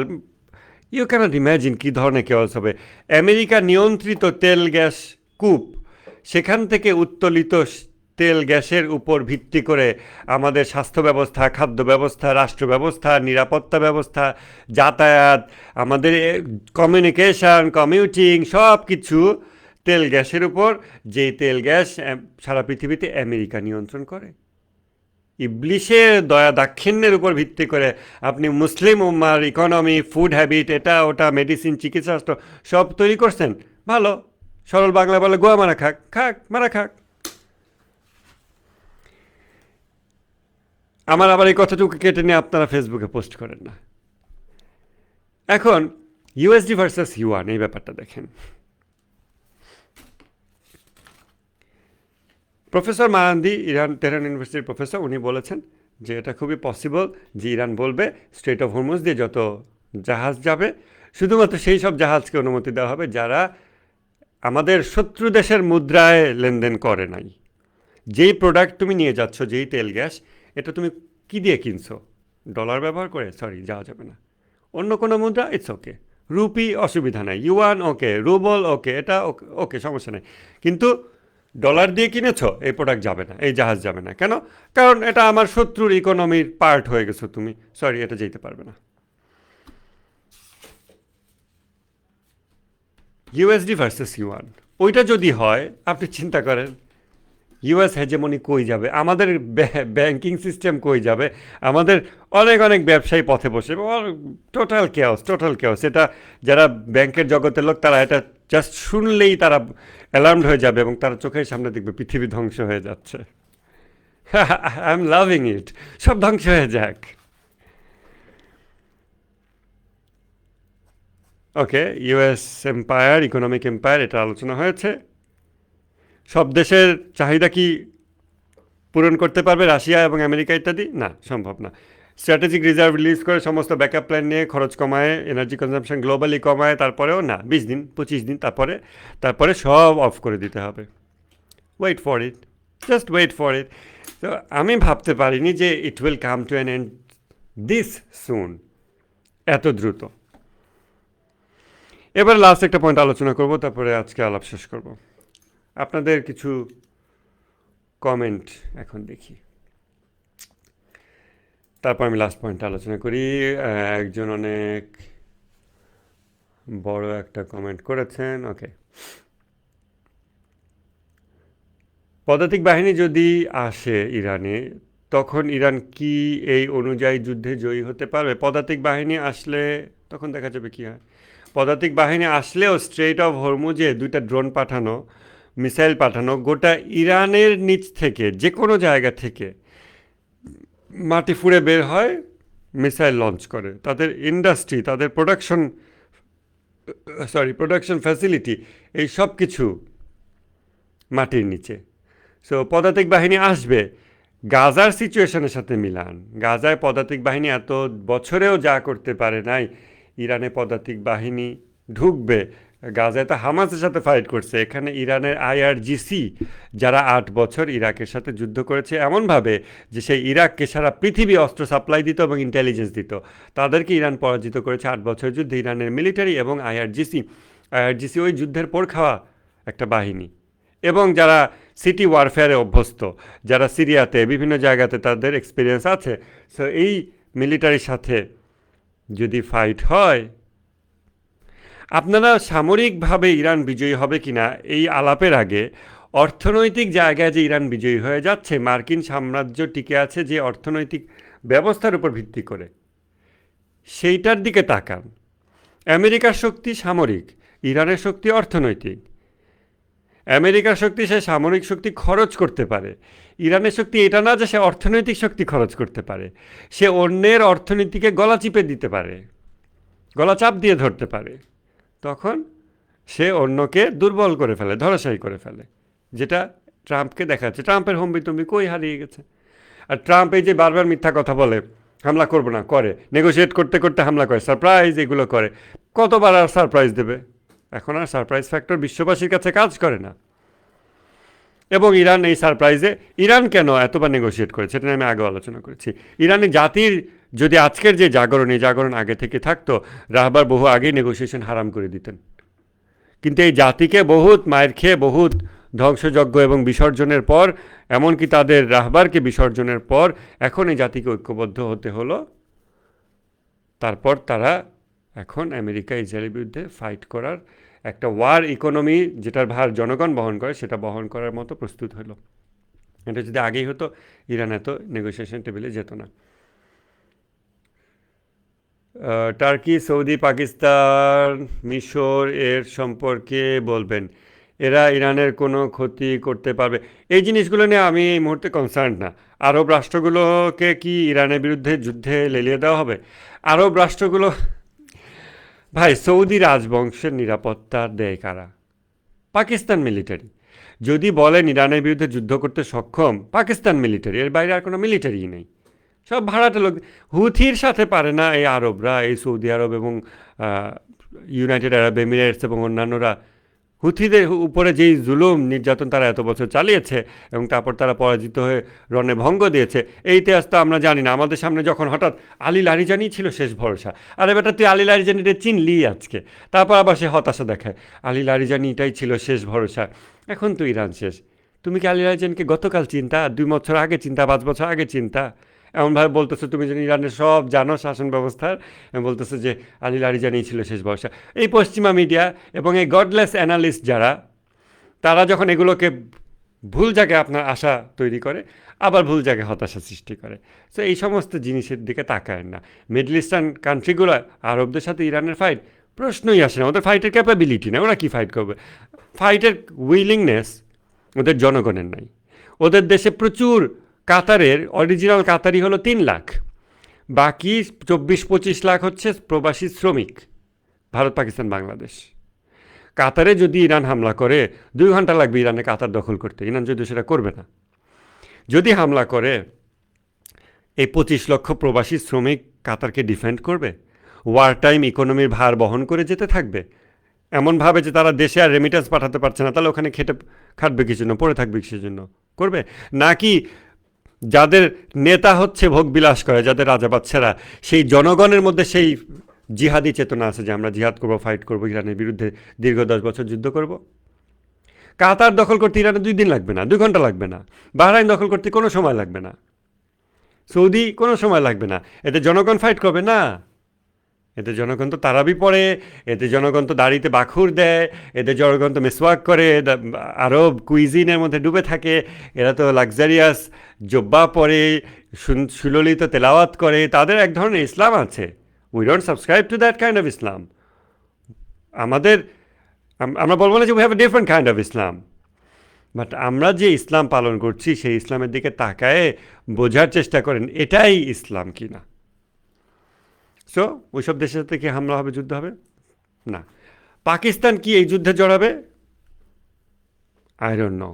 যদি জড়ায়, ইরানের পরে সবচেয়ে বেশি শিয়া মনে হয় পাকিস্তানে, নাকি ইরাকের পরে। সো তখন সেখানে অনেক বাজে সিচুয়েশন হইতে পারে।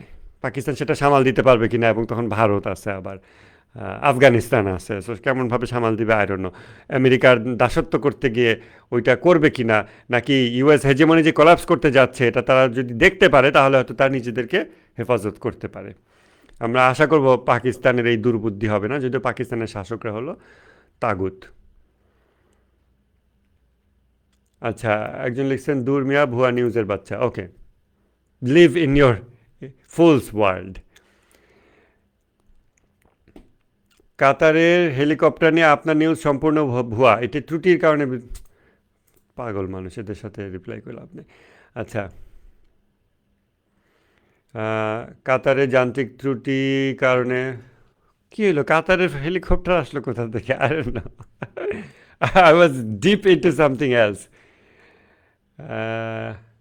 ভাই, আপনি ইমাম খামেনি সম্পর্কে বলেন না। এখানে মানুষ জিও পলিটিক্সের অ্যাড্রিনালিন রাশের উত্তেজনাকর জিনিস শুনতে এসেছে। তো সেখানে তারা আমার ক্লাস করে 5-7 জন স্টুডেন্ট, তাও তারা ঘুমায় ক্লাসে। ভাই, your face shines, oh, shines a lot, okay.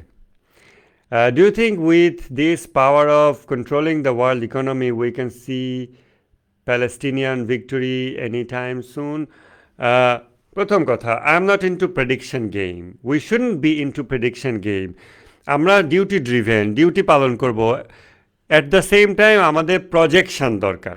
আমাদের দেখতে হবে শত্রুর হাতে কী কী অপশন, শত্রু কী কী করতে যাচ্ছে, কী কী করতে পারে, সেই অনুযায়ী আমরা প্রস্তুতি নেব। এটা আমাদের দায়িত্বের অংশ হিসেবে। কিন্তু সিম্পলি গ্যালারির দর্শক হিসেবে কারো জন্য এই মানসিকতা না হয় যে কী হতে যাচ্ছে, আমরা কি জিতবো, ইরান কি জিতবে, তাহলে এখন ইরানের পক্ষ নেই। ইরান যদি হারু পার্টি হয় তাহলে আমি আমেরিকার পক্ষ নেওয়াটা শুরু করি, নাহলে আমেরিকার পক্ষ নিতে না পারলে সৌদির পক্ষটা নেই। এরকম এরকম অনেকে আছে, অনেকে mindset. I am not addressing you personally. তো এরকম অনেকে মাইন্ডসেট আছে, আমি যেটাকে বলি গ্যালারির দর্শক মাইন্ডসেট। তারা মুসলিম উম্মার অংশ ফিল করে না নিজেদেরকে এবং এই দায়িত্ব বোধ করে না, তো তারা গ্যালারির দর্শক হিসেবে শুধু বিজয়ী পক্ষকে হাততালি দিতে চায়। Palestinian victory, it depends. Palestinian ভিক্টোরির জন্য আমাদের সিরিয়াতে প্রো প্যালেস্টিনিয়ান গভর্নমেন্ট আসতে হবে। জোলানি তো ইহুদিদের এজেন্ট, এটা তো অনেকেই আপনারা জানেন। জর্ডান ইহুদি এজেন্ট, সরাসরি দাস, এটাও আপনারা জানেন। লেবানিজ সরকার, নট হিজবুল্লাহ, লেবানিজ সরকার ইহুদি দাস, এটাও আপনারা জানেন, সরকার এবং তাদের সামরিক বাহিনী। এই সমস্তগুলোকে জয় না করে ফিলিস্তিনকে উদ্ধার করা যাবে না, কেননা তারা ইসরায়েলের ফ্রন্ট। সো এদেরকে পরাজিত করতে হবে, জোলানিকে, আইসিসকে, জর্ডানের বাদশাকে, লেবানিজ গভর্নমেন্টকে, এগুলোকে পরাজিত করতে হবে। এবং এই সব জায়গা থেকে মোকাওয়ামার বাহিনী, রেজিস্ট্যান্স ফোর্স, অ্যাক্সিস অফ রেজিস্ট্যান্সে এক একটা গ্রুপের উত্থান ঘটতে হবে। সিরিয়াতে অ্যাক্সিস অফ রেজিস্ট্যান্সে একটা গ্রুপের উত্থান ঘটেছে। তারা ইসরায়েলে missile, not rocket, missile with engine, তারা মিসাইল নিক্ষেপ করেছে, যার ফলে সিরিয়াতে আবার পাল্টা হামলা করেছে ইসরায়েল। দ্রুজ কমিউনিটিতে কেন হামলা হচ্ছে ওই অজুহাত দিয়ে, but in reality Axis of রেজিস্ট্যান্সের একটা ফ্রন্ট ওখানে কেন ওপেন হয়েছে, এই জন্য। তো ওই বিষয়গুলো আমাদের সামনে দেখতে হবে আর কি, বাট খুব দ্রুতই সেটা আমরা পেতে যাচ্ছি। ওকে, আর দুইটা কমেন্টের পর আমি ফাইনাল পয়েন্টটা আলোচনা করব, ক্ষতিপূরণ বিষয়। ইরানের মিসাইল রেঞ্জ সম্পর্কে খামেনির একটা ফতোয়া আছে? না, মিসাইল রেঞ্জ সম্পর্কে কোনো ফতোয়া নেই। এটা ইরান তাদের মিসাইল সক্ষমতাকে 2000 কিলোমিটারের মধ্যে লিমিটেড রেখেছিল। ইরান নিজে থেকে এই লিমিটেশন নিজের উপর আরোপ করেছে। এটা কি ধর্মীয় লিমিটেশন? না, পলিটিক্যাল কারণে ইরান এই লিমিটেশন আরোপ করেছে যে ইরানি মিসাইলের রেঞ্জ যেন ইউরোপ পর্যন্ত না যায়। ওকে, ইরান 1 সেকেন্ডে চাইলে এই রেস্ট্রিকশন উঠাই দিতে পারে এবং তাদের অলরেডি আপনারা চোখ বুঝে বিশ্বাস করেন। অবশ্য আপনারা ইরান এবং ইরানি দালালকে বিশ্বাস করার আগে আপনারা অবশ্য ট্রাম্প এবং রয়টার্স, বিবিসি, সিএনএন, তাগুত মিডিয়া, কাফেরদেরকে বিশ্বাস করেন বেশি, সেটা অবশ্য আমি জানি। সো আপনারা ধরে নিতে পারেন যে ইরানের অনেক লং রেঞ্জের মিসাইল আছে, 4000-5000 কিলোমিটার আছে। আইসিবিএম আয়রন আছে কিনা, হয়তো আছে। IRBM, intermediate range ballistic missile, yes of course ইরানের আছে। এটা আমরা 12 দিনের যুদ্ধের সময়ও বলেছি, এখনও বলছি। এগুলোর জন্য ইরানি মিডিয়া অনেক সময়, ইরানি সরকার বলবে না না আমরা দিয়েগো গার্সিয়াতে মারি নাই, এটা বলবে। এগুলো ডিপ্লোম্যাটিক বিভিন্ন এক্সচেঞ্জ, বাট ইরানের সেই সক্ষমতা আছে। সো এখানে ফতোয়ার কোনো ইস্যু নাই। ইরান মন চাইলে 5000-10,000 কিলোমিটার মিসাইল বানাইতে পারে, এখানে কোনো ধর্মীয় বিধিনিষেধ নাই। বরং মিসাইল সক্ষমতা নিয়ে কোনো নেগোসিয়েশন হবে না, এটা রাহবারের দেওয়া রেড লাইন ছিল, আমাদের শহীদ রাহবারের দেওয়া। একজন বলছে বাংলাদেশের সাথে ইরানের ভবিষ্যৎ ফরেন পলিসি কেমন হওয়া দরকার, এই সময় রাষ্ট্রের ভূমিকা কেমন হওয়া দরকার, এই বিষয়ে তারেক রহমানের সাথে আমাদের কথা বলতে হবে। কারণ মার্কিন সাম্রাজ্য ব্যবস্থার যে কাঠামো, এই কাঠামোর উপর ভিত্তি করে আমাদের গণতান্ত্রিক রাজনৈতিক ব্যবস্থা দাঁড়িয়ে আছে। আমাদেরকে ভোটের রাজনীতি করতে হয়, আমাদেরকে এটা করতে হয়, ওটা করতে হয়। কেন? আমেরিকা যেন বলে হ্যাঁ ঠিকঠাক চলছে, গণতান্ত্রিক হয়েছে। এটা যেন বলে তার মন জুগিয়ে চলার জন্য আমাকে এগুলো বলতে হয়। তার মন জুগিয়ে না চললেই আমাদের ইকোনমি সে গলা চিপ দিয়ে ধরবে। যখন তাদের ইকোনমি ইউএস ডলারের উপরে, মার্কিন সাম্রাজ্যের উপরে আমাদের ইকোনমি আর ডিপেন্ডেন্ট থাকবে না, যখন আমাদেরকে কথায় কথায় তোমাদের গণতন্ত্র নেই, বাক স্বাধীনতা নেই, এগুলো বলার লোক থাকবে না, তখন নিউ ফাউন্ড যে ফ্রিডম, ওই ফ্রিডমের সময় আমরা আমাদের অর্থনৈতিক এবং রাজনৈতিক এবং সাংস্কৃতিক ব্যবস্থার জন্য আমরা কোন দিকে তাকাবো?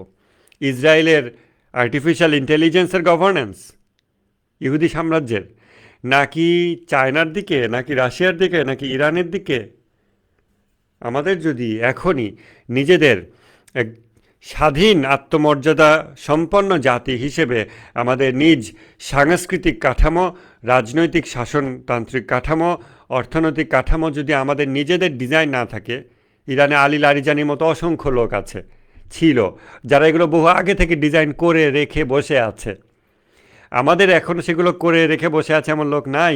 বাট আমরা যদি if we don't start today, আমরা হঠাৎ মার্কিন সাম্রাজ্যের পতনের পর হাসিনা পালানোর চেয়েও বড় ধরনের ভ্যাকিউমের মুখোমুখি হব এবং বড় ধরনের সিনেম্যাটিক কলাপস হবে মার্কিন সাম্রাজ্যের পতনটা। হাসিনা পতনের চেয়েও অনেক বেশি ইম্প্যাক্ট করবে বাংলাদেশকে, বাংলাদেশি জাতিকে। তখন আমরা কি করব? ওই নতুন ভ্যাকিউমের মধ্যে হয় আমরা কেওসের মধ্যে পড়ে যাব জাতিগতভাবে, অথবা আমরা ইমিডিয়েটলি কারো শাসন ব্যবস্থা, অর্থনীতি, এগুলো নতুন বাপ খুঁজব। এটা তো আমাদের জাতির এই বিষয়টাকে ইমিডিয়েটলি, আমাদের শহীদ হাদি যে সাংস্কৃতিক আন্দোলনে বিপ্লবের কথা বলেছিলেন, ওই সাংস্কৃতিক কাঠামো, শাসনতান্ত্রিক রাজনৈতিক কাঠামো, যে শহীদ হাদি বলেছিলেন যে ব্যক্তি দেখে ভোট দেন, দল দেখে না, যেটা ইরানের সিস্টেম। শাসনতান্ত্রিক কাঠামো, এর মানে এই না যে শহীদ হাদি আবার ইরানের দালাল, don't equate him like that.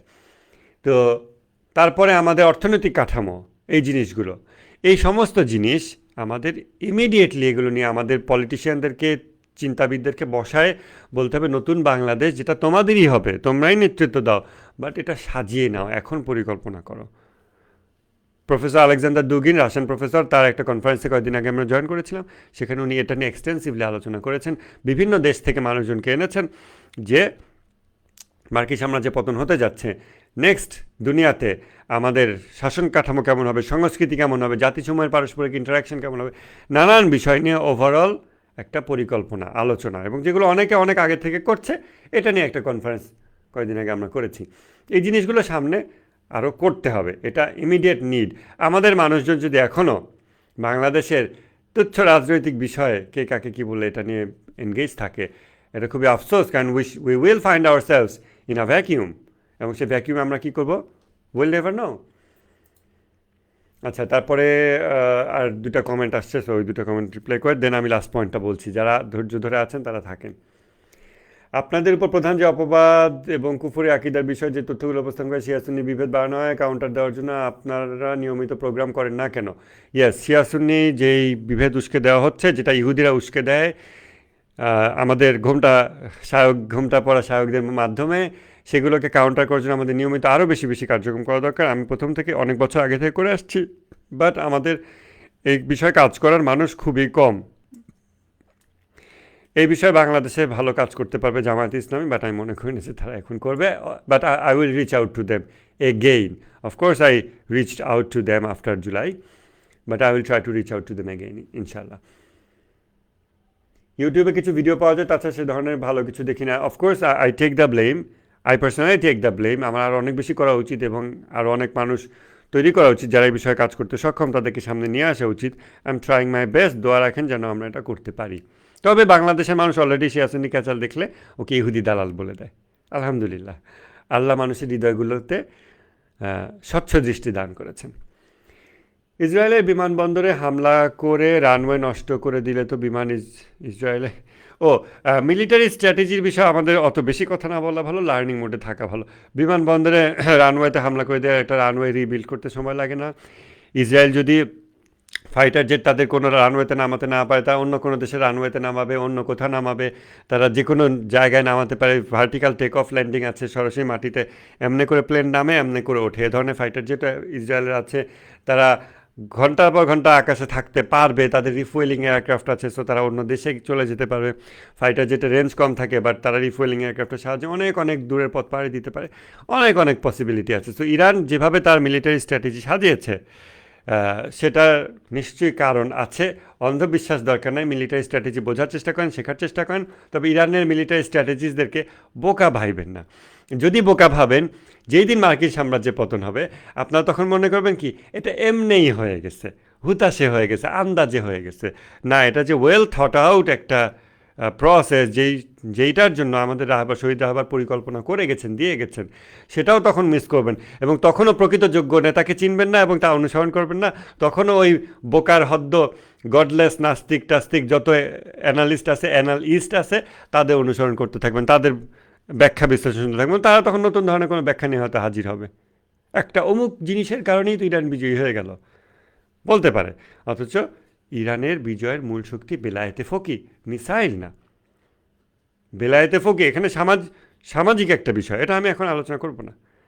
এই মিসাইল পাওয়ার কোথা থেকে আসছে? বেলায়েতে ফকি হচ্ছে ইরানের এই যে ডিক্যাপিটেশন স্ট্রাইক, এত মানুষকে মেরে ফেলছে নেতৃবৃন্দ, তারপর গোটা জাতি শেষ হয়ে যাওয়ার কথা, থেমে যাওয়ার কথা, হয় না কেন? বেলায়েতে ফকি। তারা ভিন্ন এক সমাজ, ওই সমাজটা বোঝেন। ধর্মীয় নেতৃবৃন্দের সাথে জনগণের জিরো ডিস্টেন্স ক্লোজনেস, বেলায়েত। এমন ঘনিষ্ঠতা যেখানে মাঝখানে কোনো গ্যাপ নাই। এটা আমি ক্লাসগুলোতে আলোচনা করছি, এই যে রোজা যে ক্লাসগুলো নিয়েছি, এখনও চলতেছে। ওই বেলায়েতে ফকির জিনিসটা যদি আপনার এস্টাবলিশ করতে পারেন, আপনাদের 100 হাদিকে হত্যা করলেও তারা কিছুই করতে পারবে না, কারণ গোটা জাতিই তখন হাদি হয়ে যাবে। কাসেম সোলেমানি একজন ব্ল্যাক স্মিথের ছেলে।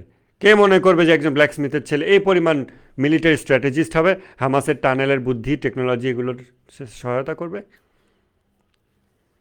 বেলায়েতে ফকি গোটা জাতির সাথে এই রকম বড় বড় দার্শনিক আধ্যাত্মিক ব্যক্তিদের ঘনিষ্ঠ সম্পর্ক, যে কেউ আসে দেখা করে, তাদের সহবত নেয়, তাদের তাকলিদ করে, আনুগত্য করে। ওই সমাজ না বুঝে মনে করে না ইরানের military capability out of the blue তৈরি হচ্ছে। ওটা ওই ধরনের সমাজের, ওই ধরনের ইমানের বহিঃপ্রকাশ। আর আমাদের সমাজের আমাদের ইমানের বহিঃপ্রকাশ হচ্ছে জুমার পরে জিলাপি।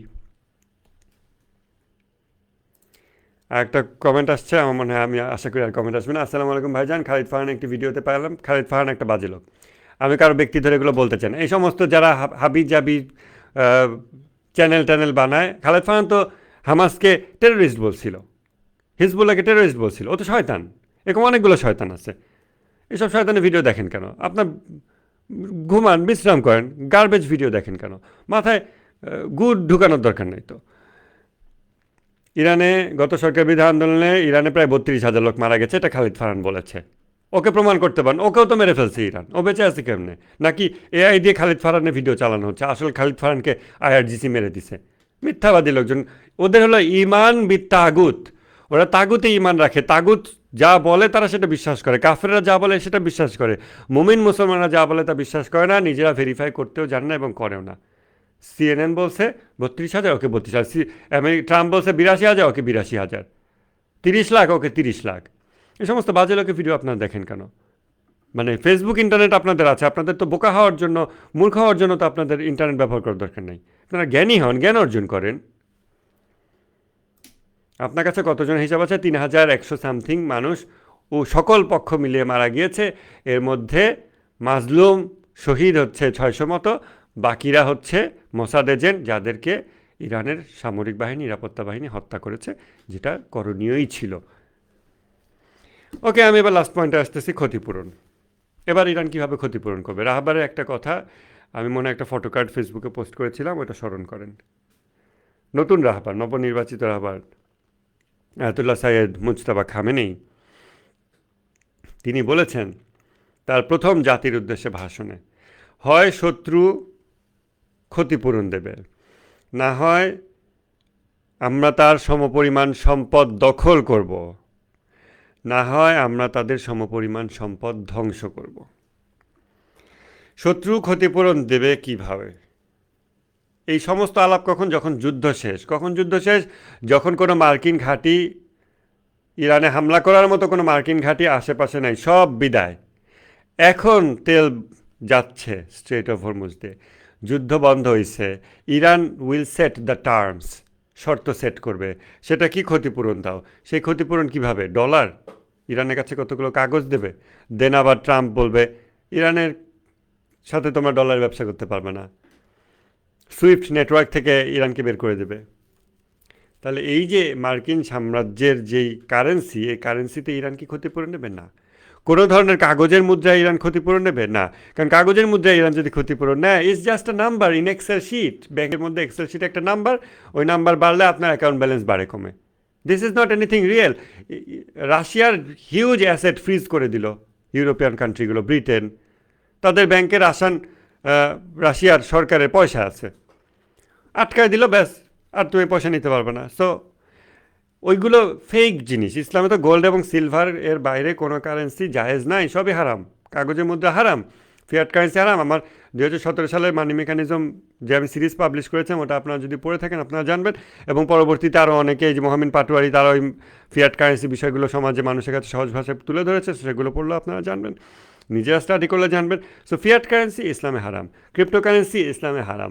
ইসলামে একমাত্র গোল্ড অ্যান্ড সিলভার জায়েজ। ইরান গোল্ড এবং সিলভার এই ধরনের জিনিসে ক্ষতিপূরণ নিতে পারে আমেরিকার থেকে, আমেরিকার দাস আরব রাষ্ট্রগুলো থেকে, সেম কথা। আর কিসে ক্ষতিপূরণ নিতে পারে? পাথর, সৌদি আরবের বালু, এটা তো ক্ষতিপূরণের জিনিস না। তাহলে কোন ম্যাটেরিয়াল জিনিস আছে যেটা দিয়ে এই দেশগুলো ইরানকে ক্ষতিপূরণ দেবে? ও, আমরা ইসরায়েলের ক্যালকুলেশন বাদ রাখছি পুরো আলোচনায়। ওকে, ওটাতে আসতে হবে। কি দিয়ে ক্ষতিপূরণ দেবে? কিছু নাই এদের কাছে। এরা তো ফেক রাষ্ট্র। 3 লক্ষ লোক, 25 লক্ষ শ্রমিক নিয়ে একটা মার্কিন সামরিক ঘাঁটি বসায় দাও, একটা রাজবংশ বসায় দাও, বলো এটা একটা রাষ্ট্র। কাতার মরুভূমির মধ্যে জমিন ঢালাই করো, ঢালাই করে হাই রাইজ তোলো, এসি দাও, হ্যান ত্যান করো, ইম্পোর্ট করে ফুড এবং ওয়াটার আনো। এটা কোনো রাষ্ট্র? সভ্যতা গড়ে ওঠে নদী তীরে, আমরা ছোটোবেলায় পড়ছি না? অমুক নদীর তীরে, বুড়িগঙ্গা নদীর তীরে ঢাকা শহর অবস্থিত। নদীর তীরে, যেখানে পানি আছে, যেখানে ন্যাচারাল রিসোর্স আছে, এটা ন্যাচারাল, এটা স্বাভাবিক। আর ওগুলো ফেক রাষ্ট্র, তৈরি করছে জাস্ট মেকআপের মতো, মুখ মুখ ধুলে মেকআপ উঠে যায়। এই রাষ্ট্রগুলো কীভাবে ক্ষতিপূরণ দেবে? আমার মনে হয় ক্ষতিপূরণ হইতে পারে এই রাষ্ট্রগুলোর যে তেল, গ্যাস, তেলের খনি, গ্যাসের খনি, এইগুলো ইরান দখল নিতে পারে for a certain period of time. যে আমাদের এত পরিমাণ ক্ষয়ক্ষতি হয়েছে, অতএব আমরা এত দিনের জন্য কাতারের সমস্ত তেল গ্যাস, সৌদির সমস্ত তেল গ্যাস, এগুলো দখলে নিলাম। আমরা এই তেল গ্যাস বেচবো, তারপর বিক্রি করে এই টাকা দিয়ে আমরা আমাদের ক্ষতিপূরণ করব। যতদিনে ক্ষতিপূরণ হবে, এরপর তোমাদের তেল গ্যাস তোমাদেরকে ফেরত দিয়ে দেবো। স্থায়ীভাবে কলোনি বানাবো না। এটা একটা প্র্যাকটিক্যাল সলিউশন হতে পারে, কেননা তেল গ্যাস হলো রিয়েল জিনিস, যেটাতে ইভেন ইরান বার্টার ট্রেড করে আসতেছে এত বছর ধরে, পরীক্ষিত মার্কিন অর্থনৈতিক অবরোধের মধ্যেও। সো এই তেল গ্যাস, এই ব্ল্যাক গোল্ড, এই জিনিসগুলো নিয়ে ইরান তার ক্ষতিপূরণ আদায় করে নিতে পারে, সমপরিমাণ সম্পদ দখল করা এর মাধ্যমে। আর যদি সেটা করতে না পারে, ধ্বংস করে দেবে সমপরিমাণ সম্পদ। এবং সে ধ্বংসের ক্ষমতা ইরানে আছে, এটা এতদিনে সবাই মোটামুটি বুঝতে পারছেন। সো নবনির্বাচিত রাহবার আয়াতুল্লাহ সাইয়্যেদ মুজতবা খামেনেই তিনি যেহেতু বলেছেন যে ক্ষতিপূরণ দিবে, অথবা আমরা সমপরিমাণ সম্পদ দখল করব। সম্পদ দখল করা বলতে ওই মরুভূমির এলাকা দখলে আমার মনে হয় না ইরানে কোনো ফায়দা আছে। ওই সব দেশের একমাত্র সম্পদই তো তেল গ্যাস, আর কিছু তো নাই ওদের ওখানে। সো ওই সমস্ত খনিজ সম্পদ ইরান দখল করে তার ক্ষতিপূরণ নেওয়ার চেষ্টা করবে যখন যুদ্ধ শেষ হবে। কিন্তু কখন যুদ্ধ শেষ হবে? কখন যুদ্ধ শেষ হবে? তো ইসরায়েলের ক্যালকুলেশনটা আমরা এখন আনিনি, এতক্ষণ মার্কিন সাম্রাজ্যের কথা বলছিলাম। ইসরায়েলের ক্যালকুলেশন কিভাবে আনব? ইসরায়েল যা কিছু যুদ্ধ করছে, ইসরায়েলের সামরিক সক্ষমতা, সব কিছুই তো আমেরিকার দেওয়া। এই যে তাদের যা কিছু মিসাইল ডিফেন্স, সব কিছু আমেরিকা দিয়ে যাচ্ছে, থার্ড দিয়ে, এবং আশপাশ থেকে মিসাইল, মানে এয়ার ডিফেন্স, ইন্টারসেপ্টর, এগুলো ব্যবহার করছে। এখন এইগুলো যদি আমেরিকা আর ব্যবহার করতে না পারে, আমেরিকাকে যদি মধ্যপ্রাচ্য থেকে তার সমস্ত সামরিক ঘাঁটি উঠিয়ে নিয়ে যেতে হয়, যেটা ইরাকে তারা সরকারের মাধ্যমে ইরাকের প্রতিরোধ অক্ষর কাছে প্রস্তাব দিয়েছে যে 24 ঘন্টা আমাদের উপর অ্যাটাক বন্ধ করো, ভিক্টোরিয়া বেইজে, মিলিটারি বেইজ বাগদাদে, এখানে অ্যাটাক 24 ঘন্টার জন্য বন্ধ করো, ন্যাটো এবং ইউএস সোলজাররা আমরা এখান থেকে বের হয়ে যাচ্ছি। অলরেডি বিজয় অর্জন হচ্ছে। এটা নিয়ে আপনাদের অ্যানালিস্টরা ফেসবুকে কতদূর লিখতেছে, প্রচার করতেছে আমি জানি না। মিডিয়া কোনটা নিয়ে আপনাদের কাছে হাইপ তোলে তাও আমি জানি না, কারণ আমি এগুলো দেখারও সময় পাই না। কিন্তু বিজয় অর্জন হচ্ছে, দেখতে পাচ্ছেন। তারা অলরেডি ঘাঁটি থেকে প্রত্যাহার করতে শুরু করেছে। ওই তালেবান ফ্যান বয়দের ওই উদ্ভট যুক্তি না যে আমেরিকাকে আফগানিস্তানে ডেকে এনে তারপরে ওদেরকে সামরিক ঘাঁটি বানায়, তারপরে আবার সামরিক ঘাঁটি থেকে ওদেরকে বের করে দিলাম, অতএব 2021 সালে তালেবানের বিজয় হলো, এটাই ছিল হেকমত। ওকে আনাটাই কেন ফার্স্ট প্লেস দরকার ছিল বের করে দেওয়ার জন্য? বাট ইরাকে হামলা করে সেখানে সামরিক ঘাঁটি করেছিল আমেরিকা 2001 সালে, 2003 সালে প্রথমত আফগানে হামলা করে। এরপর সেই ঘাঁটিগুলো এখনও আছে, সেই ঘাঁটি থেকে তারা সবাইকে সরায় নিচ্ছে, তারা চলে যেতে চাচ্ছে। ওইটা ইভ্যাকুয়েট করার পর ইরবিলের যে ঘাঁটি, তারপর আরও যা যা আছে একটার পর একটা শুরু হবে, like domino effect. Wait and see. তাহলে এইগুলো যদি চলে যায়, তখন আর্লি ওয়ার্নিং রাডার কই ইসরায়েলের? তুরস্ক থেকে আর্লি ওয়ার্নিং দেওয়া হবে। ইরান তখন ডিকটেট করবে টার্মস যে না, তুরস্কে আর্লি ওয়ার্নিং রাডার সরায় ফেলো, কারণ ওটা দিয়ে আমাদের, ওটা আমেরিকার জিনিস, সরায় ফেলো, ওটা থাকলে হবে না। অথবা থাকুক, আমি আমার মতো খেলতে থাকি।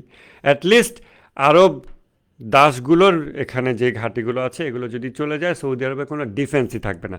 সৌদি আরবকে কি, সরি, ইসরায়েলের কোনো ডিফেন্সই থাকবে না, এবং ইসরায়েলকে কি তখন ইরান একেবারে বোমা মেরে ধ্বংস করে দেবে? এটা ইরান অলওয়েজই কন্ট্রোল এসকেলেশনে বিশ্বাস করে, কারণ অন্য পক্ষ পাগলায় গেলে সে উল্টাপাল্টা ধ্বংসযজ্ঞ চালাতে পারে। তবে ইসরায়েল কোনো অবস্থাতেই পরমাণু বোমা হামলা করবে না, যেহেতু তারা ইহুদি। খ্রিস্টিয়ান জায়নিস্ট যারা আমেরিকা চালায়, তাদের অনেক বুদ্ধি কম। কিন্তু ইহুদি অরিজিনাল শয়তান যারা, এদের বুদ্ধি যথেষ্ট ঠান্ডা মাথা আছে। অতএব ইরানে একটা পরমাণু বোমা ফেলবো, আর পরের দিনে যে ইরান আমার পরমাণু বোমা ফেলবে না তার তো গ্যারান্টি নাই। সো কোনোভাবেই ইহুদিরা ইরানে পরমাণু বোমা ফেলবে না। মধ্যপ্রাচ্য থেকে আরব ঘাঁটি, মানে আমেরিকার ঘাঁটিগুলো শেষ, চলে গেছে, ধরে নেন চলে গেছে সব। এই আর 2-4 দিন গেছে। তারপর ইসরায়েল একা, ওর ডিফেন্স নাই। তখন ও কী করবে? সারেন্ডার, নেগোশিয়েট করো ইরানের সাথে, যুদ্ধ বন্ধ করো, ক্ষতিপূরণ দিচ্ছে, আমেরিকা থেকে ক্ষতিপূরণ নেয়, আমেরিকাকে বাধ্য করবে ক্ষতিপূরণ দাও, আরব দেশগুলো দিয়ে ক্ষতিপূরণ দাও, অমনে করো, কিন্তু আমার আর মেরো না, সিজ ফায়ার, যুদ্ধ শেষে আমি পরাজয় স্বীকার করতেছি, আমি টিকে থাকি। অথবা ইহুদিরা ইউরোপে গো ব্যাক টু ইউরোপ, যেটা চান্স কম, তারা টিকে থাকার চেষ্টা করবে। এবং আরব রাষ্ট্রগুলোর পতন হইলে, বাশার আসাদের পতন হয়, আমরা শিয়া সুন্নি আলোচনা, সাইদ নায়া কারাগারের আলোচনা, জোলানি, কত আলোচনায়, টকশো, হ্যানত্যানে ভরপুর কনফারেন্স। আর ইসরায়েল কী করে? বর্ডারে গিয়ে নেতানিয়াহু বিজয়ী হাসি দিয়ে বক্তব্য দেয় যে আমি জয়লাভ করেছি, এবং সে 700 এয়ার স্ট্রাইক করে 2 দিনে, আমেরিকা ইসরায়েল মিলে সিরিয়ার সামরিক সক্ষমতা শেষ করে, এবং finally 650 square kilometre Syrian land সে স্থায়ীভাবে দখল করে নিল। তাহলে এই আরব রাষ্ট্রগুলো যখনই দুর্বল হয়, তখনই হলেই গ্রেটার ইসরায়েল ম্যাপের জন্য যে পরিমাণ ল্যান্ড দরকার, সেই ল্যান্ডগুলো ইসরায়েল গ্র্যাব করবে। ইরান তার সাম্রাজ্যবাদী স্টাইলে ল্যান্ড গ্র্যাব করবে না, ল্যান্ড গ্র্যাব করে ওর কোনো কাজ নাই। সে হয়তো পারস্য উপসাগরের সাথে যেই তেল গ্যাস খনিগুলো আছে ওগুলো বাজেয়াপ্ত করে নিতে পারে নির্দিষ্ট সময়ের জন্য, এবং সেখান থেকে সে ক্ষতিপূরণ নিয়ে নিতে পারে, যেটা খুবই লজিক্যাল এবং ইট মেক সেন্স। কিন্তু রাজতন্ত্রগুলোর পতন হলে, বাহরাইন দিয়ে শুরু হবে বা কাতার দিয়ে শুরু হবে, এই রাজতন্ত্রগুলোর পতন হলে ডমিনো এফেক্টের মতো সব রাজা বাচ্চারা পালাতে থাকবে, এবং তখন কি হবে? ফাঁকা মাঠে ইসরায়েল গোল দেবে, ল্যান্ড গ্র্যাব করবে।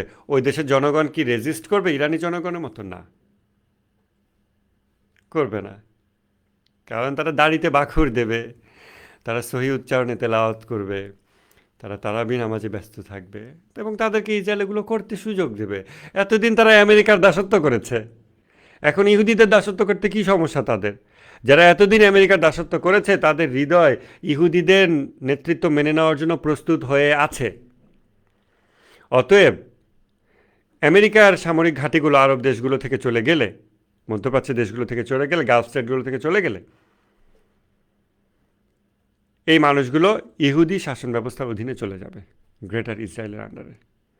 আর গ্রেটার ইসরায়েল ম্যাপের বাইরে যেসব জায়গা থেকে যাবে ওখানে কিছু একের পর এক শাসক আসবে, প্রাসাদ বিদ্রোহ হবে, আসবে যাবে, 2 দিন পর পর নতুন নতুন রাজা আসবে, ওরে মেরে নতুন লোক আসবে, অনেক কেওস, অনেক কিছু হবে।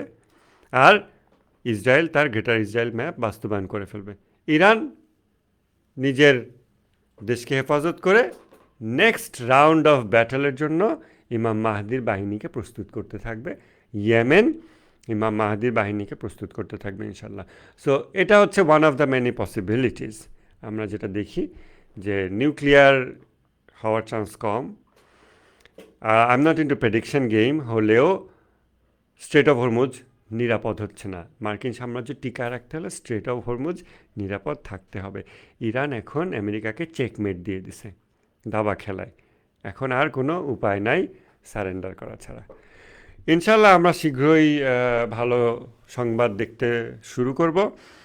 আমাদের নতুন রাহবার আয়াতুল্লাহ সাইয়েদ মুজতবা খামেনি, তিনি যেই ঈদের যেই ভাষণ দিয়েছেন সেখানে তিনি বলেছেন যে এই নতুন বছর, এবং ইরানি নতুন বছরকে অ্যাড্রেস করেছেন, যে এই নতুন বছরে ইনশাল্লাহ আপনারা অনেক ভালো সংবাদ পাবেন। তো আমরা রাহবারের উপরে আস্থা রাখছি এবং দোয়া করছি যেন রাহবারের নেতৃত্বে মার্কিন সাম্রাজ্যের পতন হয় এবং মুসলিম উম্মাহ আল আকসা বিজয়ের জন্য নেক্সট রাউন্ড অফ ব্যাটেলের জন্য প্রস্তুত হয়। তো ঠিক আছে, শুক্রিয়া আপনার আলোচনা যারা শুনেছেন। আপনাদের আরও কোনো প্রশ্ন থাকলে আপনারা কমেন্ট করতে পারেন, অ্যান্ড আমি সেগুলো আবার অ্যাড্রেস করবো ইনশাল্লাহ। আসসালামু আলাইকুম।